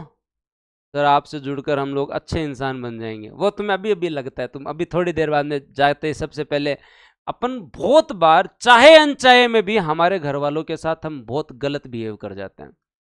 जब आपकी माँ आपके लिए बहुत अच्छा खाना बना के लाती है ना, तो कुछ ऐसे एरोगेंट बच्चे होते हैं, वो कहते थे क्या बनाया है, मेरे को ये पसंद नहीं है, वो पसंद नहीं है, वो पसंद नहीं है। उसने पूरा समय निकाला है, लेकिन फिर भी हम लोग जो है ऐसी बात बोल जाते हैं। कभी कभी हम पब्लिक है जो है वो अपीयरेंस के अंदर घर वालों के साथ इतना गलत व्यवहार कर देते हैं, जब उसे सोचते हैं तो हमें रिग्रेट फील होता है कि मुझे ये वहाँ नहीं बोलना चाहिए था, मुझे यहाँ वो नहीं बोलना चाहिए था। हम अपने चाचा ताऊ बुआ बुआ इनके सामने अपने घर वालों की डिसरेस्पेक्ट कर देते हैं बहुत बार। और वो हमें उन्होंने इतनी छूट दी तब हमें अधिकार मिला ही है, और तुम अपने अधिकार अधिकार में उनको जो है ना ठेस पहुंचा देते हो। लेकिन माँ बाप इस चीज़ को लाइटली लेता है कि कोई नहीं आप नो टाबर है बे, कदे थारो ये चीज़ तन कौन लड़े। लेकिन कदे सोचा जाए कि आप जाने अनजाने में ही सही हम हमारे माता पिता को जो है वो सम्मान ढंग से दें। बहुत बार मेरे साथ भी हुआ है, आपके साथ भी हुआ है, हम बहुत ज़्यादा फ्रेंडली हो जाते हैं, लेकिन फ्रेंडली होने का मतलब ये नहीं कि आप उनकी डिसरेस्पेक्ट कर जाओ। तो सुबह सुबह का यही है कि माई लाइफ माई ड्यूटीज पे आओ। अब आप बात करते हो सामाजिक न्याय, राजनीतिक न्याय, आर्थिक न्याय, ये है क्या? सामाजिक न्याय, राजनीतिक न्याय, आर्थिक न्याय जो है वो है क्या? देखो सामाजिक न्याय का मतलब है समाज में जितने भी रिसोर्सेज हैं, चाहे भूमि हो, चाहे नौकरी हो, चाहे उद्योग हो, इनका समान वितरण हो। क्या याद रखना? इनका समान वितरण सुनिश्चित हो। समाज के अंदर है जितने भी रिसोर्सेज, हमारे प्रस्तावना में लिखा हुआ हमें सामाजिक न्याय लाना है, और हम सामाजिक न्याय ला रहे हैं, सरकार प्रयास कर रही है। देखो तुम लोग, मैं तुम्हें एग्जांपल दूं भाई, सरकार जो है वो अमीरों से ज्यादा टैक्स वसूल रही है ना। उसके साथ साथ सरकार जो है वो समाज में न्याय स्थापना करने के लिए सरकार जो, एक एग्जांपल देता हूं, जैसे महिलाओं के रजिस्ट्री पे शुल्क कम लगता है। क्यों भाई? ताकि महिलाओं को थोड़ी छूट दी जाए। उसके साथ साथ हमारे यहाँ जो है वो दोस्तों जो है वो आरक्षण की व्यवस्था क्यों है? सामाजिक न्याय की वजह से। किसकी वजह से? सामाजिक न्याय की वजह से, ताकि वंचित वर्ग का कुछ सशक्तिकरण हो सके। उसके साथ साथ अगर आप लोग देखोगे तो आप बहुत सारी योजनाएं देखते हैं, जैसे मनरेगा क्यों चला रखी है? सोशल जस्टिस के लिए, कि जो लोग काम नहीं प्राप्त कर सकते उन्हें हम काम उपलब्ध करवाएं। तो दोस्तों सामाजिक न्याय का मतलब है समाज के अंदर जो है वो हर चीज का समान वितरण हो, समाज में संतुलन बनाए रहे, और दोस्तों जाति धर्म वर्ण के आधार पे कोई भेदभाव ना हो, प्रत्येक नागरिक को उन्नति के समान अवसर मिले। इसे हम सामाजिक न्याय कहते हैं। इसे हम क्या बोलते हैं? हाँ, क्या बोलते हैं इसे हम लोग? सामाजिक न्याय। आर्थिक न्याय क्या मतलब है? ये जो उत्पादन और वितरण के जो संसाधन है, प्रोडक्शन और डिस्ट्रीब्यूशन के जो रिसोर्सेज है, इनका भी न्यायोचित वितरण होना चाहिए। कजी कैसे? मान लो कि सारी जमीनें अगर जमींदारों के पास होती, तो क्या भारत में आर्थिक न्याय की संकल्पना होती? नहीं होती ना। स्वतंत्रता के पश्चात जमीनों के अंदर हदबंदी की गई, चकबंदी की गई, जो जमीन को जोत रहा था उसे जमीन दी गई। तो आज सबके पास थोड़ी थोड़ी जमीन है, तो आज उत्पादन के संसाधन है उनका वितरण न्यायपूर्वक हुआ है ना। इसे ही आर्थिक न्याय कहते हैं। ऐसे ही हम लोग क्या कहते हैं? आर्थिक न्याय कहते हैं कि धन संपदा केवल किसी एक वर्ग, किसी एक जाति, किसी एक समूह के पास ना होकर धन संपदा सब में बांट दी जाए, तो इसे हम क्या बोलते हैं? आर्थिक न्याय बोलते हैं। ऐसे हम लोग क्या बोलते हैं? आर्थिक न्याय बोलते हैं। आर्थिक न्याय का अर्थ है उत्पादन एवं वितरण के साधनों का न्यायोचित वितरण हो, तो दोस्तों इसे हम लोग बोलते हैं आर्थिक न्याय। राजनीतिक न्याय क्या है? पॉलिटिकल जस्टिस क्या है? नागरिकों को समान रूप से सभी अधिकार मिले। नागरिकों को समान रूप से सभी अधिकार मिले। नागरिकों को समान रूप से सभी अधिकार मिले, तो उसे हम लोग क्या बोलते हैं दोस्तों? याद रखना, राजनीतिक न्याय बोलते हैं। ऐसा नहीं है ना कि भाई इसको तो वोट देने का अधिकार है लेकिन इसको नहीं है ना। सबको वोट देने का अधिकार है, सबके अपने मूल अधिकार है, सबकी स्वतंत्रता जरूरी है, समानता जरूरी है, सबको शोषण के विरुद्ध अधिकार है, बोलने का अधिकार है। तो ये आपके क्या है? राजनीतिक अधिकार है। ये आपके क्या है? राजनीतिक अधिकार है। ये शब्द आते हैं। और देखो मैं आपको एक बात बता रहा हूं, कल की क्लास से फैक्चुअल पोर्शन स्टार्ट हो जाएगा, लेकिन आज की क्लास अगर नहीं होती तो पॉलिटी अधूरी थी। आप इन शब्दों को नहीं समझते कि संविधान क्या है, लोकतंत्र क्या है, विधायिका क्या है, कार्यपालिका क्या है, न्यायपालिका क्या है, उदारवाद क्या है, साम्यवाद क्या है, समाजवाद क्या है, धर्म पंथ निरपेक्ष क्या है, पंथ निरपेक्ष राज्य क्या है, इन शब्दों को नहीं समझते ना तो ये शब्द आगे हमेशा परेशान करते, संविधान की प्रस्तावना में परेशान करते, आगे जब भी पढ़ रहे होते तब परेशान करते। ये क्लास इसलिए महत्वपूर्ण है कि तुम्हारा इंटरेस्ट बने और तुम इस पॉलिटी के लिए रात को ना ऐसे मतलब ऐसे रहो कि मेरे को सुबह उठ के पॉलिटी पढ़नी है। ये आज जो तुम लोग 400-500 लोग अभी लाइव देख रहे हो ना, मेरा बस विनम्र निवेदन इतना सा है तुम लोगों से, हाँ तुम्हें लिखने की जरूरत नहीं है। मैं कल ये पूरा टॉपिक आपको कवर करवाऊंगा तो पूरा 1947 तक की बढ़िया सी पीडीएफ दे दूंगा, नोट्स नहीं बनवाऊंगा, मैं पूरी पीडीएफ दे दूंगा। तुम याद करो ना, तुम याद करो ना, लिखने में क्या पड़ा, जब लिखना काम हमारा है, जब डिजिटल एजुकेशन है, जब लिख मैं रहा हूँ, सुंदर नोट्स बना रहा हूँ, ये सारे नोट्स मेरे हाथ से बनाए तो तुम मेरे से सुंदर बनाओगे क्या? इनमें जोड़ लेना कोई अलग की बात हो तो। हाँ कल से क्लास कितने बजे? वही 7:30 बजे, 7:30 बजे। सर बूस्टर अकेडमी की लोकेशन बता दो जयपुर में। कहा नहीं नहीं ऐसे नहीं बताएंगे, मैं संडे स्पेशल रखूंगा, गूगल फॉर्म भरवाऊंगा, फिर उन्हीं बच्चों को बताएंगे। ऐसे मैं उपलब्ध नहीं हूँ, तुम लोगों को काम नहीं करने दो, ऑनलाइन है भैया हमारा, ऑफलाइन थोड़ा ही है, छोटा सा ऑफिस है, तुम तो आ जाओ कहीं 100-200 वहाँ पे 20-20 को बुलाएंगे, टेस्ट लेना स्टार्ट करेंगे, उसमें जो टॉपर आएंगे उनको व्यक्तिगत बुलाएंगे और उनसे हम मिलेंगे। ऐसे थोड़ी काम चलेगा। हाँ सर डेली प्रेजेंट रहने का प्रॉमिस है, तुम्हारा प्रॉमिस है तो मेरा भी है, चाहे कुछ भी हो जाए भले, लेकिन मैं सुबह आने का प्रयास करूंगा। हाँ ओके, तो कुछ प्राप्त भी करना पड़ेगा तुम्हें। चले आगे आगे पढ़ें। इंटरेस्ट डेवलप हो रहा है, एक बार कमेंट सेक्शन में बताएं मुझे। और किसी को जो नए विद्यार्थी आए हैं उनको कुछ अच्छा फील हो रहा होगा कि जो है वो, हाँ और पीडीएफ के लिए कोई कॉल नहीं करेगा, मैं ये चैप्टर और इससे अगला वाला चैप्टर है इसके साथ में पीडीएफ अपलोड करवा रहा हूँ, ये इतने एक्ट तक की। मैं कल सुबह आऊँगा तब मैं पहले कल सुबह मैं तुम लोगों को इतने एक्ट पढ़ाऊंगा, परसों सुबह तुम्हें मैं इतने एक्ट पढ़ाऊंगा और कल सुबह मैं तुम्हें पीडीएफ दे दूंगा, कोई कॉल नहीं करेगा। पर क्या बताओ, अब अपने साथ वालों को बताओगे बूस्टर अकेडमी में आने का? तो आपसे विनम्र निवेदन इतना सा है कि अपने साथ वालों को बताएं कि अभी सामर्थ्य बैच स्टार्ट हुआ है, आप ऑफर के तहत आज अंतिम दिन है, 5-7 मिनट आप भी अपने परिवार के लिए निकालें, आप भी बताएं अपने साथ वालों को कि भाई जो है वो हमारे यहाँ नया बैच स्टार्ट हुआ है और आप एनरोल कर सकते हैं। वादा मेरा ये है कि तुम जयपुर जोधपुर को कभी मिस नहीं करोगे। तो ये जो बड़ी बड़ी तुम लोग जो है कोचिंग को देखते हो, इनका तुम्हें विचार भी नहीं आएगा और लास्ट में तुम्हें कॉन्फिडेंस ऐसा आएगा कि लोग तुमसे पूछेंगे कि बूस्टर पे नया क्या है हमें बता दो। लोग जो है जब तुम लोग पेपर दोगे ना प्री का और मेंस का, तो यूट्यूब पे जब क्लास चलेगी ना तो सारी जनता यहीं पढ़ेगी, ये मैं तुम्हें वादा करता हूँ। हम किसी से भी पीछे नहीं है, हम ऑनलाइन में आरएस में आप जाके पूरा का पूरा यूट्यूब देख लेना, आरएस ऑनलाइन में आज भी हम लोग जो है वो एक कदम आगे ही हैं। तुम इस कॉन्फिडेंस के साथ रहा करो कि फीस कम है, इसका मतलब ये नहीं है कि तुम कोई कम चीज पढ़ रहे हो। तुम इस कॉन्फिडेंस के साथ रहा करो कि हमारी कोचिंग बेस्ट है और मैं यहाँ पे एक भी आदमी को ये ना ऐसा नहीं लाया हूँ जो यहाँ आके पढ़ाना सीख रहा हूँ। मैंने एक एक बंदा जो ना खोजा है और ये बता देता हूँ, हर आदमी अपने आप में पारंगत है, चाहे ऋतुराज जी से पढ़ो, संदीप जी से पढ़ो, और हर टीचर में बढ़िया लाऊंगा, चाहे ये हो चाहे इसके बाद क्या हो। कोई आदमी कहीं चला भी जाए तो उससे बेहतर मैं तुम्हारे लिए लाऊंगा, तुम्हें टेंशन लेने की जरूरत नहीं।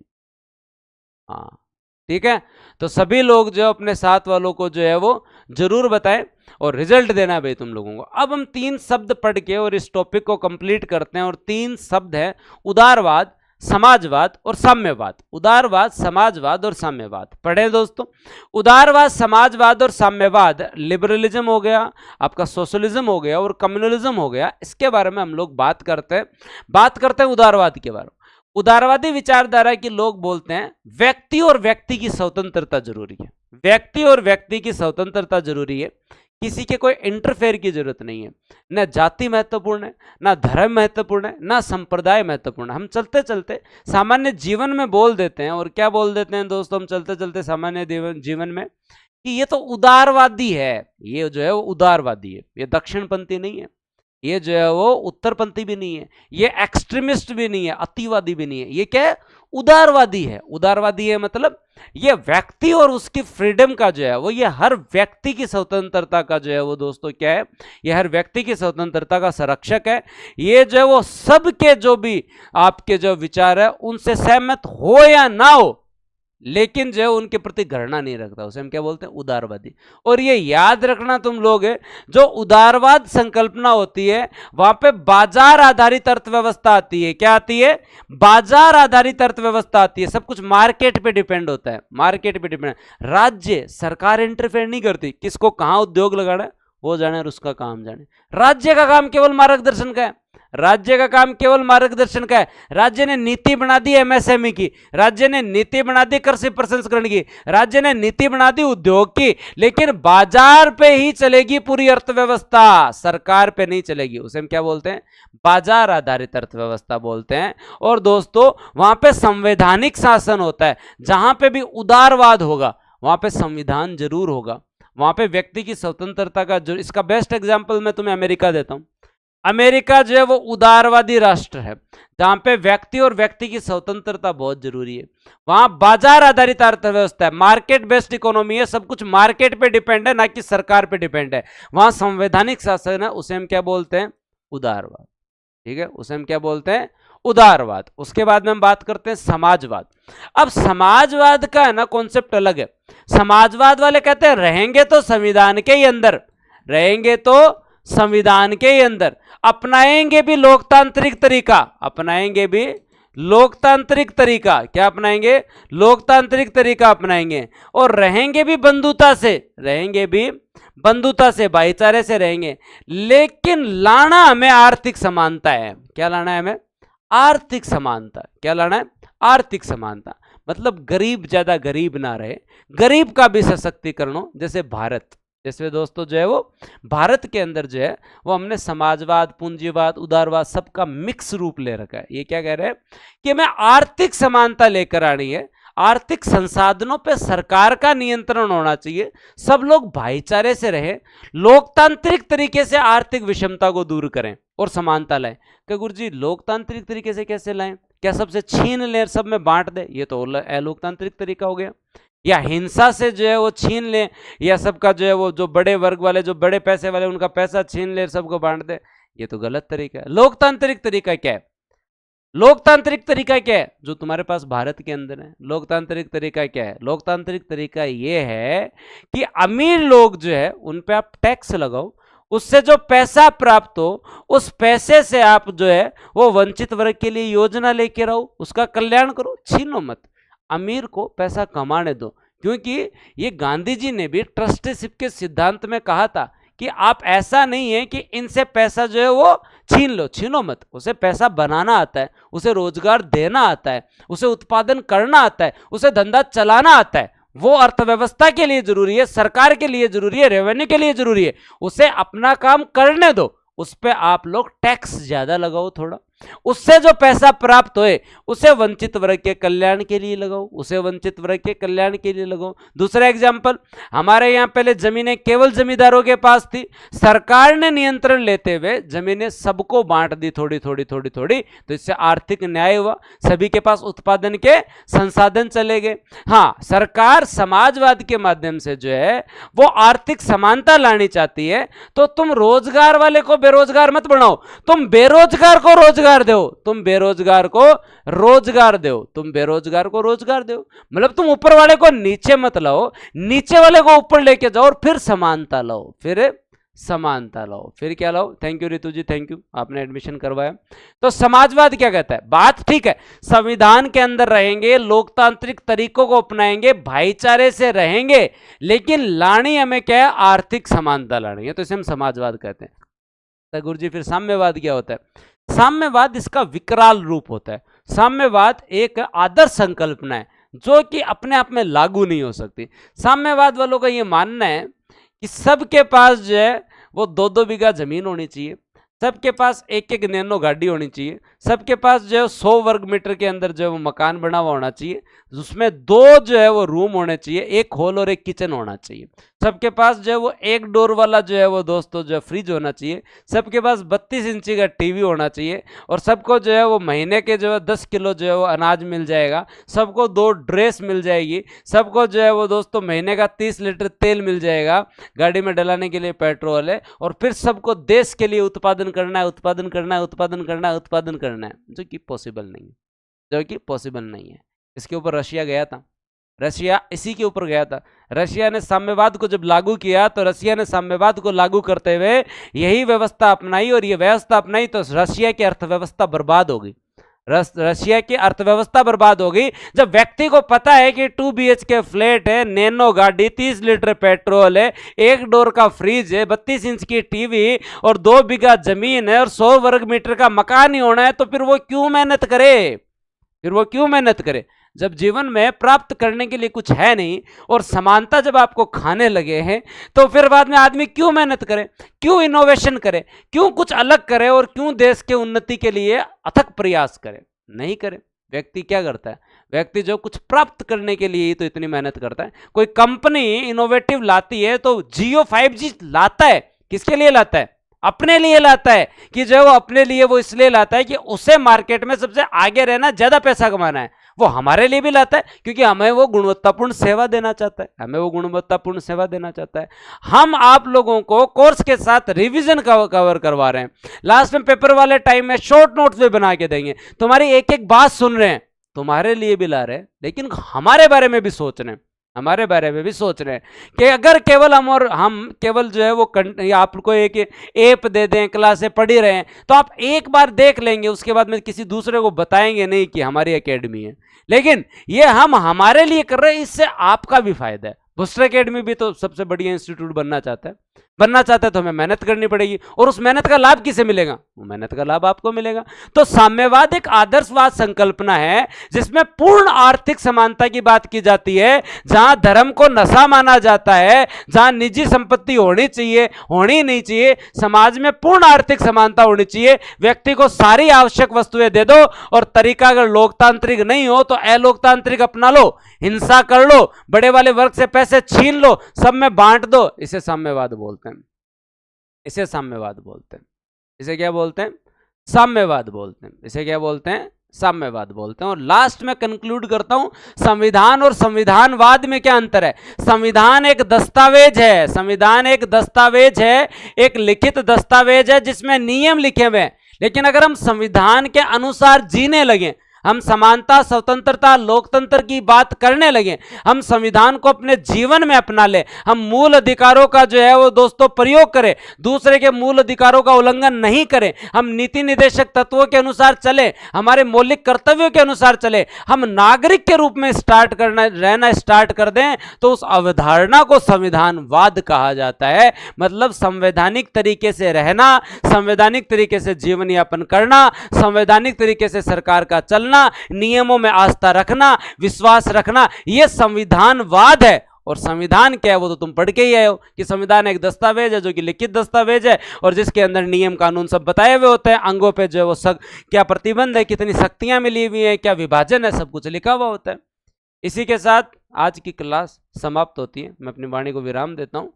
सुबह मैं 5-4 बच्चों को जो है वो भी दूंगा, क्या बोलते हैं, एक महत्वपूर्ण ड्यूटी दे के जा रहा हूं मैं तुम्हें। राइट तो तुम करते हो, लेकिन एक महत्वपूर्ण ड्यूटी दे के जा रहा हूं। दिन में क्लास का कोई स्लॉट खाली नहीं, मेरी 6:30 बजे क्लास होगी, फिर रात को 9 बजे क्लास होगी। एक ड्यूटी दे के जा रहा हूं, और 4-5 बच्चे जो मुझे जानते हैं, जिनके पास मेरे नंबर है, उनको ड्यूटी यही है कि मेरे को 7:30 बजे क्लास है, 6:30 बजे से उठाना चालू कर देना। हाँ, वैसे मैंने घर पे भी दे रखी है ड्यूटी, ठीक है, कुछ भी हो जाए भले, हमें सुबह 1.5 घंटे पढ़ना, 1 महीने रख लो तुम मेरे साथ कंटिन्यूटी। मैं तुम लोगों को 15 अगस्त से पहले पूरी पॉलिटी कंठस्थ याद करवा दूंगा। पर अब माई लाइफ माई राइट से कैसे काम चलेगा? ड्यूटी से भी काम चलेगा? हाँ, ठीक है। तो धन्यवाद, जय हिंद, राम राम। पॉलिटी में इंटरेस्ट डेवलप हुआ या नहीं हुआ? हुआ? आनंद आया क्लास के अंदर? आप अपना फीडबैक जरूर दें।